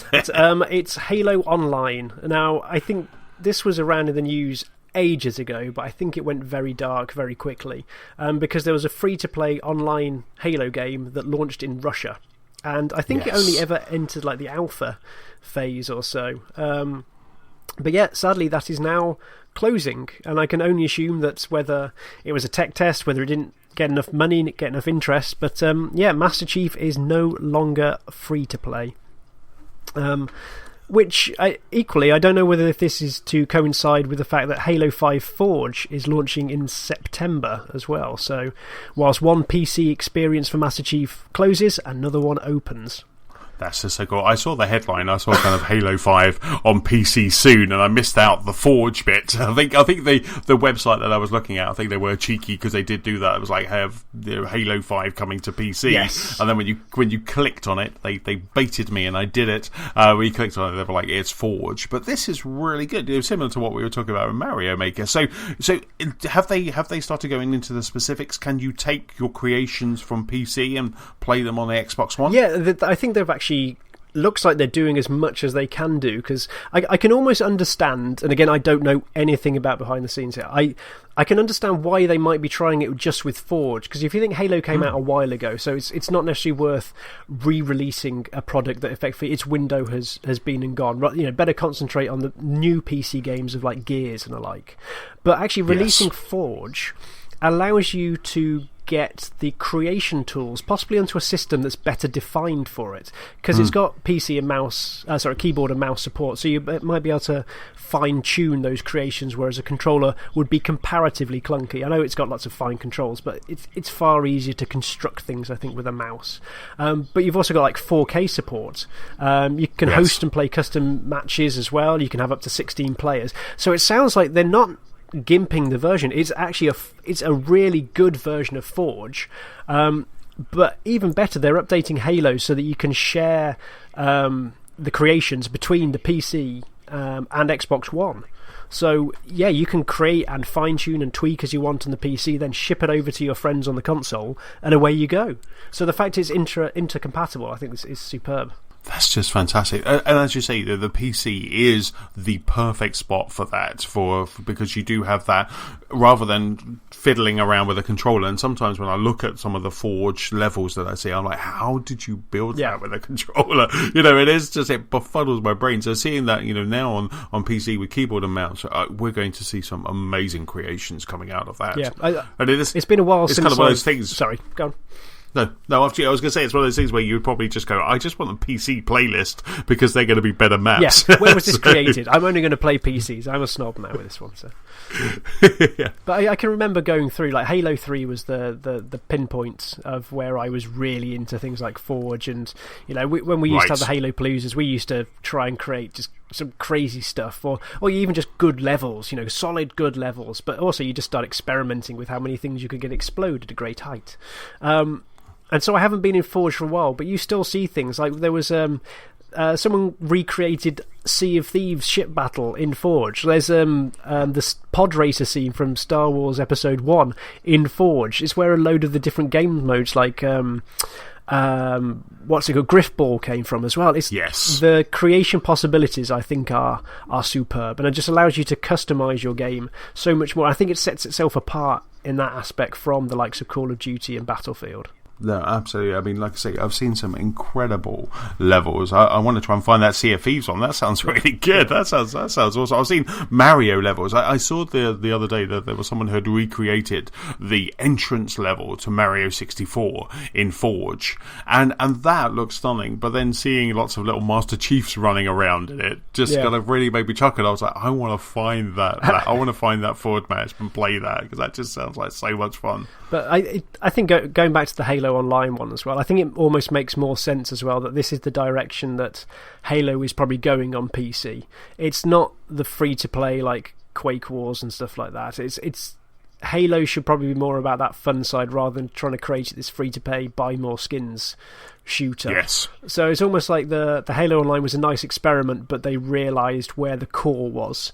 And so this is probably the start, the vanguard of Halo 6 possibly coming day and date. Well, I guess so many Microsoft stuff is, I wouldn't be surprised if it's day and date, but yeah.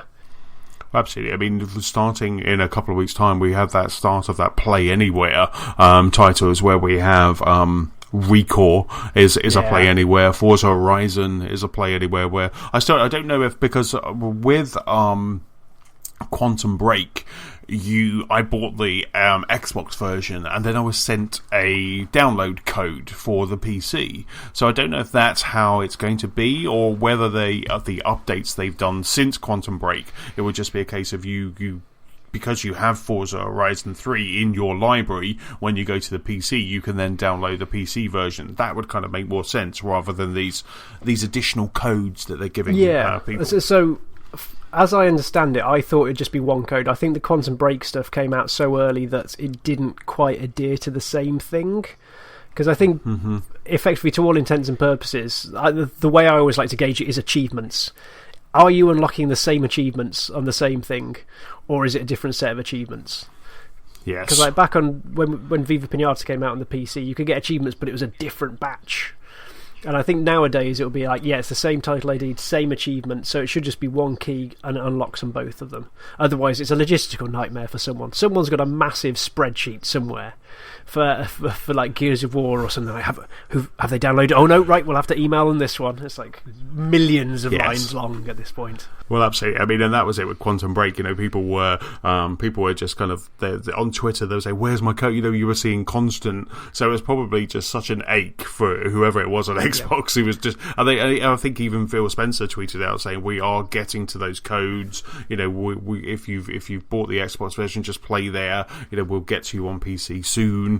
And it was just for a couple of days when Quantum Break came out. So if they've learnt nothing from that, it will be probably just to kind of have that same version. Yeah. And you just go because since then the Xbox app on Windows 10 has been updated several times. So it would be interesting to see what happens when Recore or Forza Horizon 3 comes out. Yeah. And with Viva Pinata, it was just a way of playing it again for more achievements. Yep, you and me both did that. Yeah. Absolutely, and it was gorgeous as well. I remember kind of upping the graphics, even though I got it was chugging a little bit on my PC. It would just look so nice. It was like, look at that, it's amazing. But indeed, so that's kind of Halo. I have a bit of a segue into my next story, which is the Halo Warthog is coming to Forza Horizon 3. So this week, Forza Horizon or Forza Motorsports Turn 10, they announced that Forza Horizon has gone gold, and which is fantastic. Great news, it's getting close. And with that comes that they had a nice little kind of teaser, a nice little kind of YouTube clip. I'll stick a link in the show notes to the Warthog is coming to Forza Horizon 3. So this just looks absolutely stunning. It looked fantastic. The little video, again, which I'll stick the link in there, you just see the Warthog. It's a very kind of Halo-ish level to start off with, kind of zooming around, and then it switches to the Australian outback where Forza Horizon 3 is set, and then you just see the Warthog it just looks so good, and you just see it kind of doing its thing. Now, it is available in Forza Horizon 3, but, and there is a caveat here, it's available for free for anyone who has played either the Master Chief Collection or Halo 5 on the Xbox One. So if you're excited about the Warthog, you've probably played either of those or both of those. And if you have, and you fire up, when you fire up Forza Horizon 3, there will be a code that will be sent to you. The great thing about the Xbox and also the Xbox app on Windows 10 is that you can now click on those codes when you get an email. You can now click on those and instantly redeem them. You don't need to tap them in. It's that man with a spreadsheet again, isn't it? Poor soul. It is. He's like, why did you have to? Why couldn't you just give it to them for free? So if just stick it as a day one patch. So if you've played Master Chief or Halo 5, you'll get a code for the Warthog for Forza Horizon 3, and it looks absolutely lovely. So check that out. It looks wonderful. I think I was so excited when it came to Rocket League. Yes. And now it's coming to Forza Horizon. I'm always a bit cool on racing games. But Forza Horizon, because it's off-road, that gets me a bit more excited. And the fact there's a Warthog in there, I just hope you can use it from the word go. I will be using that in every race. Absolutely, I think so. Once that's kind of popped, so I guess it all depends on what races that you go into, because as well as showing us this, all the races, they showed us the a list or an image of all of the cars. I don't know all of them, but I'm like, oh, that looks nice, and also they showed the achievements as well. So they have a list of the achievements. I'll stick a link to Forza Motorsports in the page so you can see this, and there's a lot of achievements that I'm going to be working to. Oh, I love it. Did you see the Robin Reliant, though, as well? Yes, I did. Which I thought was brilliant. So, for anyone who doesn't know what a Robin Reliant is, if you remember Only Fools and Horses, the yellow three-wheeled car that Del Boy used to sell stuff out of the back of, brilliant. I would love to see this racing over a lovely beach in Australia, and suddenly you just get this and it's just herring over. Well, herring might be an exaggeration. Trundling over the sand. Or you could have Robin Reliant only races, which would be fantastic. Oh. And also, because there's the livery, the customization, someone is going to put within minutes Trotters Independent Trading on the side, and there's actually an achievement to get 300 foot on the airport danger sign using a Reliant supervan. And there is also an achievement to barrel roll any buggy, and I'm sure the Warthog is going to be in that group of cars. So yes, very nice. There's some fantastic achievements there that I just there's some really good stuff, and there's some co-op as well. So complete an event in a co-op campaign, create groups. There's lots of stuff to get nerdy over. They've also put the PC specs as well. They put the PC specs up, and like I say, there's a really nice image of the Forza Horizon launch garage, which looks very cool. So so we're not long away. It comes out on the 27th of September, 23rd if you bought the Ultimate Edition. Which I didn't do because that weekend it's Eurogamer, and my sister's running a marathon in Nottingham. So I'm kind of Birmingham, Tunbridge Wells, Nottingham. So I just thought there's no point. I might as well wait until the Tuesday. But I've got the next one down already, kind of sitting there waiting. So I can't wait. Forza Horizon. And also, for anyone who maybe didn't listen to last week's, Forza Horizon, the original, is now available as part of Games with Gold. It went live today, and it's also backwards compatible, so it's available for free, and you can play it on your Xbox One now. And I fired it up today, and it still looks pretty darn good. Yeah, they always seem to, car games always seem to be the visual porn of any console. They always look good. Yes, and of course, the Forza Horizon 3 is going to be HDR as well, so it's it's going to be lovely. But unfortunately, I think we got some sad news on the other side of the pond, though, haven't we, about racing games? Yeah. Sadly, with Forza Horizon going gold, sadly GT Sport has gone the other way. I think GT was only at Gamescom a couple of weeks back, but unfortunately, Gran Turismo Sport has been delayed until further notice. Wow. It's. I think it's fair to say it got off to a rocky start, and Gran Turismo always seems to take its time to actually come to fruition. But yeah, Yamuchi? Yeah. I'm going to say his name is Yamuchi. Sorry. Apologies for this horrendous baffling his name. Kazunori. Let's just call him by his first name. Kaz to his friends. Kaz says, although the release date was in November, they need to spend some more time because although they've put a lot of effort into it, they want to make sure that it can be the best it can be, and they don't want to compromise the experience. So they're holding off announcing a new release date at this time, but they are definitely trying to make it as good as it can be. It seems like it's had a bit of a shaky lifespan, though, because it seems like there's rumours that it was getting things like dynamic weather and lighting conditions ditched from earlier versions from the original Gran Turismo that came from, but it wouldn't be a PlayStation generation if there wasn't a massive incubation time for a Gran Turismo. And usually, from what people tell me, again, hardcore racing games is not my cup of tea, but usually everyone says they're worth the wait. So better a good game delayed than a rushed game out. Absolutely. It's quite interesting because this was obviously one of PlayStation's first-party titles for this year. I was expecting it to go similar in the way of Drive Club and have a bit of PlayStation VR integration as well. And I must admit, PlayStation VR and Drive Club, that sounds really interesting. Kind of actually being in that car, headphones on, silly goggles on, it's kind of playing, driving will be amazing. Will be very immersive. And I thought GT Sport was kind of going along that. So, but like I say, I think the most interesting thing is that Sony has lost one of its first-person titles, which really gives it, I guess, Last Guardian is coming out, and I still don't think that's coming out. Then we'll get another apology and maybe a trailer soon. So they have to bring that out, surely. In October. It'll be out alongside Shenmue.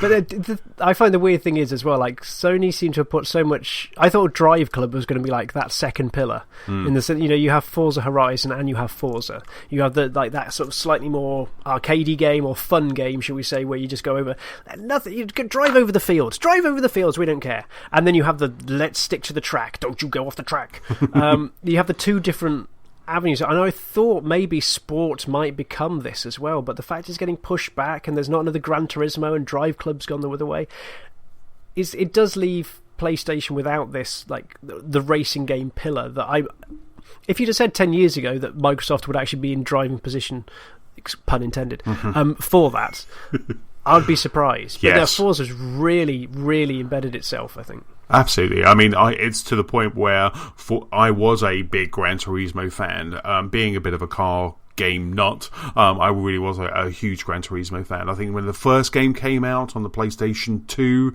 or even PlayStation, I remember was playing it, even watching all of the replays, and my friend and I, we were just so nerdy into it. And then it got to the point where suddenly I started playing this. I mean, Metropolis Street Racer was in there, and Project Gotham Racing, and all of those. And then suddenly Forza started to come, and now I'm loving this annualized Forza game. It's just, whether it's switching between Forza Horizon or Forza Motorsports, I'm just loving it. And for me, I think I've let Gran Turismo go. I did play a demo of Gran Turismo on the PlayStation 4, I believe, and it didn't feel as interesting. It didn't feel as polished as Forza Motorsport. So it's a really interesting one. And like I say, the fact that they have allowed this to slip and go. I mean, I know it couldn't have been an easy decision, but if it's starting to look bad or they're having problems, then it's going to be the hardest thing for Kaz to have to do, to go and say we can't make it. But it's just such a shame. It's just such a shame that there isn't something like, here's a bit of a demo, or here's a bit of a, here's the build that we had at Gamescom for you to just kind of play around with, a bit like they had before, where they had the Gran Turismo prologue, which was just a couple of cars and a couple of tracks to just get people kind of get their appetites wet for waiting for this. But it's a really interesting one. It's quite a contrast, like I say, when Forza Horizon say, right, we're ready, it's HDR and it's done this, and we've got amazing sky and beautiful seas, and this was like, it's cancelled. Sorry. Oh, do you reckon the Gran Turismo team at Polyphonic were just like, they just looked at the Forza build and went, oh, they turned around to look at theirs and went, oh. It could quite. Again, it would be. This is all speculation, but it would be great if they just suddenly went, guys. If the actual team turned around and went, guys, we can't. Look, they're HDR, they're 4K, they're doing everything. It's like we need for our own sanity to make sure that this is as good as it can be. Maybe they're holding themselves back for the Neo. Yes. If 4K is going to be there, they can take advantage of it and then some. Yeah, absolutely. And you can only imagine that the next Forza Motorsports is kind of looking at Scorpio and doing the same thing. So maybe they're thinking the same. It's like, okay, we've just seen the new specs for Neo. We want to make our game on that because these guys, the guys in. I mean, I remember watching documentaries about both Forza and Gran Turismo, and these guys are just so passionate and so nerdy about the right sound, the right physics, the tracks. So if they suddenly have the ability of maybe delaying their game for 18 months but being a launch title on this brand new shiny 4K whatever console, then it suddenly starts becoming a smart move. On a darker note as well, I just wonder if Polyphony are slightly worried with what happened to Drive Club as well. I forget the name of the team, but I think they've been shut down, haven't they? As well, like the driving game didn't really bring in what it was expected to. And some of you can say that because it wasn't necessarily released on day and date with the console, and so it missed the market. And then there was the free version that was supposed to come out with PlayStation Plus. So the actual delivery seemed a bit of a mess, and I wonder if this is hanging over this company as well. Like, have they got to make it right just to make sure that there is no lost revenue, making sure that they can actually survive to make whatever Gran Turismo, is it 7? I forget, whichever one's next. But yeah, absolutely. I mean, Gran Turismo Sport, I think you're right, it would be 7. I think it's getting like Kingdom Hearts now, isn't it? It's like Gran Turismo 2.8 and a half prologue. I know, absolutely. I think you're right. There is a lot of pressure, and they have a VR racing game, which is Drive Club. So it's like, well, why do we need? You have the luxury of taking your foot off the pedal. Oh, we're full of puns this evening. You can imagine Darren listening to this going, why? I need to get better soon.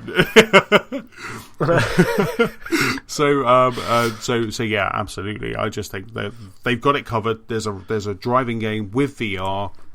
Then let's just focus on Neo. I think we've cracked it. Yeah. Right.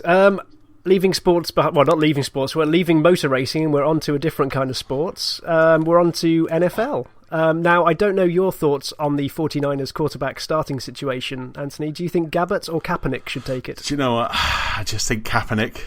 I don't know. You were doing so well. So yeah, I'm a 49ers fan, and one of our potential starting quarterbacks, Mr. Kaepernick, has been in the news recently, or at least in the sporting news over stateside, because during the national anthem, because at the start of every American football NFL game, they play the national anthem. But Mr. Kaepernick decided to sit down throughout this. So he didn't stand up and show his respect for the flag. And we're not going into the whys and wherefores. It was his protest about how race is looked after and controlled in America. We will leave it there and skirt around politics. But the interesting part here is that Madden is actually actively recording updates to reflect this news story in the latest game. So Madden 17 only came out in the last week or so, and they've got a new commentary team this year. So usually they use the big high profile sportscasters, their equivalent of Sky Sports. They will get the known commentators to record lines. What they've done this year instead is choose some lesser known commentators and get them to record more. They were quite open, going like, we can get these guys for longer because we don't have to pay them as much. But the advantage as well is during the season, because these guys aren't on big networks, they can get them in like week after week to record updates to the commentary.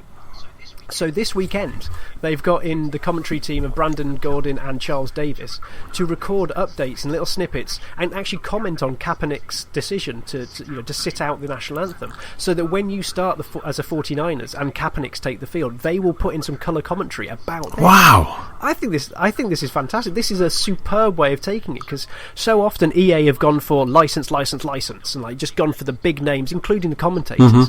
But this is actually a real clever step back to allow them to get in people who give them more flexibility, give them an ability to make the season more colourful and reflective of what's going on in the actual league itself, rather than just with stats. That's fantastic. The fact that they now have those hooks in that game, that they can, like you say, that they can lend it to what's happening on the field. If a player's injured, they can.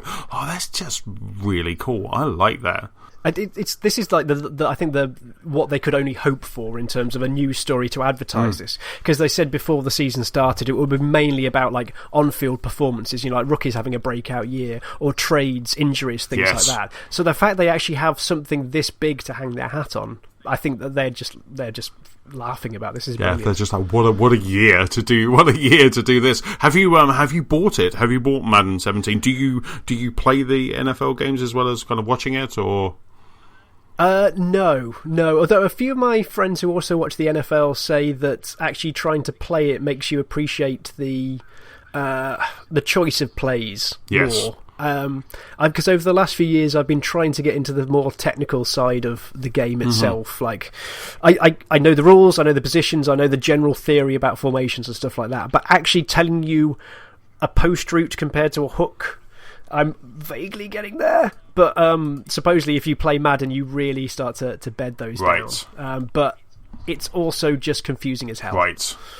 Because as soon as you jump in there, you have to choose formation, you have to choose which person you control, how you're running to.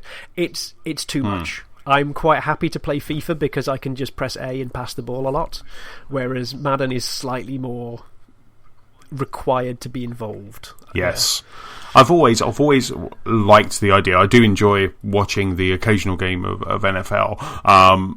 And I do enjoy watching it, and kind of every now and then I've jumped into a Madden game, maybe when they've had free play days on the EA Access or something like that, and I was like, yeah, this, and it always looks stunning, and I'm always this is going to be great. And then I start playing, and I just cannot get to grips with all of that. So you were talking about all the kind of technicalities of it, and I do just suddenly start getting very kind of overwhelmed quite quickly, and then lose a lot. And it's just, and it's one of those games where it is such crushing defeats, and I'm like, I'm never going to be good at this game. I used to be good way back when on the Mega Drive and the PlayStation. I was awesome on those games as well. But as the game has progressed and got more technical and more, as you know, quote unquote, real to life, I've pulled away from it slightly. Even though I do try, like I say, every time there is a free play day, it's the first game that I always plump for. I want to know what's gone into it, because I know a lot of people think that maybe they should be platforms now, but I just think there's so much effort and so much work goes into these games, and it must be for the people, the teams behind these games, FIFA and Madden, it must be that they finish one game and they must already be thinking about the next game. They must already be, but it must just be a constant cycle. But it's real. I mean, I always listen to the interviews. A lot of the time, the director or the creative lead behind a Madden game has an interview on Major Nelson's podcast, and it's always just such an interesting interview to listen to, just because you can, and that's what I mean. I love everything about the game apart from playing it, because I suck. So maybe what I should do is maybe buy it, and then I'm invested into it rather than getting a free version. Maybe that's what I should do. Then try. Well, I'm tempted. I might actually. You've reminded me, because I signed up for EA Access on Xbox One this week. Because I'm getting the new FIFA when it comes out, so we can play like the online league version. So we all jump on, we all pick a player, and then we all play together against another online team. And so for a bit of practice, I just thought the full price for last year's FIFA is still crazy expensive. So I just signed up for $3.99 for a month's worth of EA Access. So I could get last year's FIFA down and just have a bit of a play. But I can get Madden through that as well. Yeah, so and also, I might have also Plants vs. Zombies 2 came available today as well. That's all. Because it's such a great... Was it $3.99 a month? I think so, yeah, or like 20 quid for the year. So depending on how this month goes, I might upgrade. But... I hope, actually, maybe because the last Madden I got was probably about 4 years ago, I think, just to have a look at it. But since then, I know the FIFA side of things, their skill lessons, their almost tutorial side of things, they have improved no end, because they basically mix the here's how you pass, here's how you shoot, here's the skill shots, with mini games, so that even if you know what you're doing, you can go in and try and get a high score, compete against your friends, get sort of like XP for your profile. Fantastic stuff like that. So yeah, I wonder if I might have a look for next week, see if Madden's done. Yeah, absolutely, that'd be really interesting. Let's see. EA Access is always one of those things that I've always been close to kind of going, do you know what, this just makes sense. I think I'm waiting for that one game that maybe I haven't played or that I want, and as you say, it's £20 for a year. Even if you just kind of sign in for a year and just kind of play it, there's always a good bevy of, especially sports games, just to be able to jump in and play those sports games. All the sports. The sports. We had the footballs last week, and now we've got the sports. We are just we're growing. And then speaking of sports, esports, that is, Gears of War 4. So Gears of War 4 Horde mode. Now, is Gears of War an esport? It is now. Yeah, there's a huge. Okay. It's going to be a huge esport now. Yeah, but Horde mode, the mode that I am most after playing the campaign, the mode that I'm most interested in Gears of War 4 is Horde mode. So Horde mode 3.0 has been revealed today.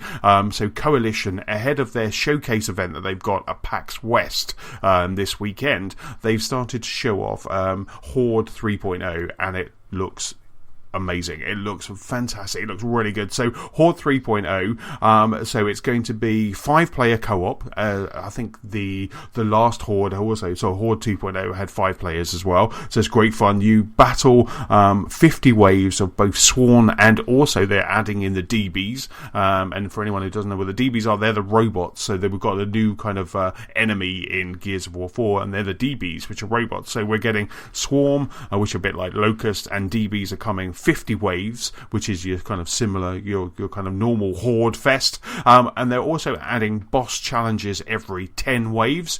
That was in Gears of War Judgment, and it was always great fun because you ended up banking your money, so you'd have a lot of the big weapons and big armaments, getting ready for that 10 wave, for that boss wave. So that's happening. But new to Horde 3.0 is a class-based system is going to be introduced, letting players choose from either a soldier, a sniper, a scout, a heavy, or an engineer. So they're really kind of adding that kind of battlefield element, that kind of, so I guess your engineers will be able to repair your fortifications, and sniper, which I'm sure Nicola will be jumping for straight away. So that's being added. And also the ability to be able to make your fortifications anywhere on the map. So previously, in Horde 2.0, there were set areas that you could then start your fortifications at. Now, what they're saying is you can find that corner, you can find that entrance or that little hidey hole, and just bed down in there and then take on those 50 waves of Horde. This just sounds like so much fun. So I'm glad they put a trailer as well. I'll stick that into the show notes as well. I'll stick a link of that because it's well worth a watch. Looks fantastic. Similar kind of Horde mode, but with this new lovely HDR and Nicola's TV Gears of War 4. I have to say that Gears never clicked with me. Right. I think I was basically I swore my affinity to Master Chief very early on, and so I probably didn't give Gears the chance I should have done. Right. But after I wasn't a big fan of like Halo's version of Horde mode this time around. I thought it was too big. Yes. So I reckon if we could try and team up, I reckon you might be the best person to try and sell me on Horde mode for Gears 4. Yes. So can I request a slot in your Horde team right now? You can indeed, sir. You have one. There you go. So 3. Fantastic. You and Nicola can show me the ropes. Yeah, absolutely. Her language does get a little bit blue. But no, I mean, when we played Horde, when we played the original Horde, which I think was in Halo 2, there was one map that we absolutely loved on that 1 to 50, and we were all just there was a house at the end of a bridge, and we would just hanker down, and it was just so much fun. It really does. It's really funny because the first 20 levels you're loving it. You're just taking them out. Every now and then they'll rush you at the end. You have that one guy that's hiding because it gives you a countdown. So you then just take them out, and then by the time you get to 40, that's when it starts getting kind of scary. But you are just kind of keeping each other up, and so definitely join in. You'll love it. You'll absolutely love it. Superb. So there you go. You have a slot. We've got 2 left. 2 left. Put your requests in. Yeah, now. Absolutely. Request in now. You get to play with Nicola. Right. And then the last piece of news is a bit of a public service announcement. If you're in the UK and you're listening to this as we post, Go 8-Bit, which is a new TV show in the UK about gaming. It's a bit of a quiz show about gaming, which has been hosted by Dara O'Brien. Go 8-Bit starts on Monday the 5th of September. So we're recording this on the 1st. So set your planners, set your Sky Q, tape it, record it, do whatever you need to do. Go online, because I'm sure it would also be for those people that are outside of the UK. Dave, which is the channel it's on, they have a website which is dave.uktv.co.uk, and I'm sure they've got a player there where this will be available after the show. But it airs at 9 o'clock, I believe, on Monday the 5th of September on Dave or Dave HD. So watch it, because it looks like an absolute ton of fun. Yeah, I think there's some clips of possible. I'm sure it started as like an Edinburgh Fringe Festival show or something like that. But I remember when this first got announced, Eurogamer posted a couple of videos about the challenges, shall we say, that were set on it. I think we might have even spoken about it then, but it's definitely worth a look. It is not a serious review show at all. It is, well, Dara Brian hosting it, and I think his mix of reverie for his hobby and his comedic skill, I'm looking forward to this no end. I don't think since Games Master or like the Nightmare special that got relaunched on YouTube came back, I have looked forward to a TV show so much. Absolutely. You know, our TV schedule will be Go 8-Bit on a Monday, Bake Off on a Wednesday. You know, it's quite nice. I quite like it. And it basically the write-up is based on the Smash. You're right, James. Based on the Smash Hit Live Edinburgh show, Dara O'Brien Go 8-Bit sees celebrities battle each other at a host of classic and contemporary games, anything from Star Wars Battlefront to Temple Run to Pong to Tetris, as well as kind of getting into some kind of interesting challenges as well. So yeah, no, it looks, and it's going to have people, comedians like Russell Howard, Bob Mortimer, Rachel Riley, Jason Manford, to name but a few. So that's, like I say, that's Monday, starts Monday the 5th of September. Sounds like a good selection of crew to have on board. Absolutely. So, and Bob, as we call him in Tunbridge Wells, he's a fellow Tunbridge Wellian, and I often see him around Marks and Spencer's. So maybe I'll have a chat with him. So you always see him kind of pushing. I always just want to go up and just start talking to him, but I'm sure he will hate that. He's never like the happiest of souls when he's walking around, but yes. So that starts Monday the 5th. Be sure to catch it, and I'm sure we'll talk about it next week on the podcast. And no doubt, that's about it for this episode. Big thank you, James, again for joining us. That's all right. It's been very much fun. Thank you for having me. You're welcome. Thank you very much for hosting. That's really cool. And it's been fun, if only to come up with a natty line to begin with. Oh, that was awesome. I'm going to know.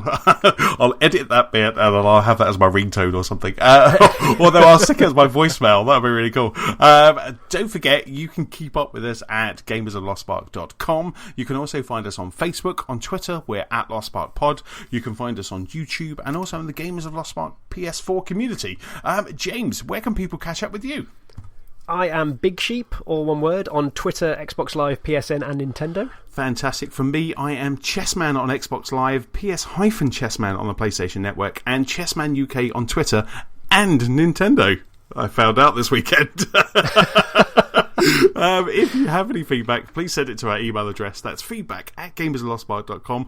Also, if you're feeling generous, please give us a review on iTunes. So that's about it. James, say goodbye. Goodbye. Thank you very much. Bye.